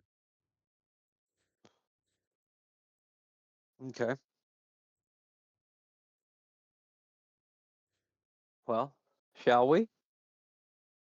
And he turns and he just begins walking. I'm gonna go to Are the you all going elevator to with him. are you all going to follow him to Oakborn's? Yeah. Yeah, we're committed at this point. Okay. Well, then that will be where we can end tonight's session. As you all now are going to go speak with a father who has now received, as you would infer, Ruse, that he has now received the drive, but also you all are now going up to speak with him. But we desperately need water, and I've got to go drive and get it. So, but yes, that was a good session. Great shit happened there. Lots of stabbing. Like, a lot of Yeah. stabbing Yeah. happened. Lots of stabbing. Lots of stabbing. And some Oh picking and yeah. some slicing, Yeah. Picking, slicing, cutting, tugging, yelling. pulling, talking, yelling, Just healing, it just resurrection. there was some healing that happened during all that too. It wasn't all chaos. Some healing happened. Yeah. Gotta keep him spry. I can only bring Personal him back growth. with one life. Yeah, Can't just kill him, bring him back, kill him again. Right, right. Can't teach That's anybody it. a lesson that way. Not gonna learn anything. Bruh. You gotta, steps. Is there steps to these things? The period. I The mean, process. It's like therapy yeah, for Rachel. He's working through his business right now. You know what I'm yeah. saying? So It's process, cycle. It's a way right to do now. things. It's the way. He's your Bob. You know what I'm saying? It's just a punching bag. That's it. Yep. Well, Bob. Well, now he's a fucking skeleton, don't know what the fuck this nigga is or, now. or I don't know, a prisoner in a lantern / a shadow. Now he's dark arts is what he is. He's dark magic. He is totally dark magic, like 100%. He's darkest of magic at this point. He is dealt with. Agreed. He is I dealt do with. not dispute. I do not dispute the status of with or without dealt. He is in Yeah. 3 places right now. Like Facts. Faster than completely. Rachel. He's in 3 places right now. Oh, shit. Uh, Those fighting words right there, boy. yeah, it's not. That's not the same. Well, I'm not even worried about it. does anybody have any closing thoughts or anything to wrap that one up with? I knew you were gonna kill Annalise. Yeah. I was already pretty tough long before anybody else said that. Which is totally contradictory to everything because you flat out told me you never intended for her to die. So I'm a little confused, but I know. you I know, can't whatever. I can't You be. do I can't reveal you the as you plots. do. You do you, boo. I can't remember. You I know he can't. makes his decisions on the spot, right? Yeah, lots of them miss. Lots of them, but not that one. You said he knew it was premeditated. Premeditated Yes. Premeditated. Is that murder. what you're saying? Yes. Somebody call 911. Oh shit. Well, I am going to hop off here and go all the way up to go get this water so we can not be thirsty anymore. But that was fun Have as shit. fun. Yeah, well, good time, good time. Y'all be good. Yep. And I guess is Bye. it Thursday? A Y'all Wednesday. have a good or Wednesday, you're right. Wednesday, yeah. You're right. Y'all have a good night. Peace. You All too. right.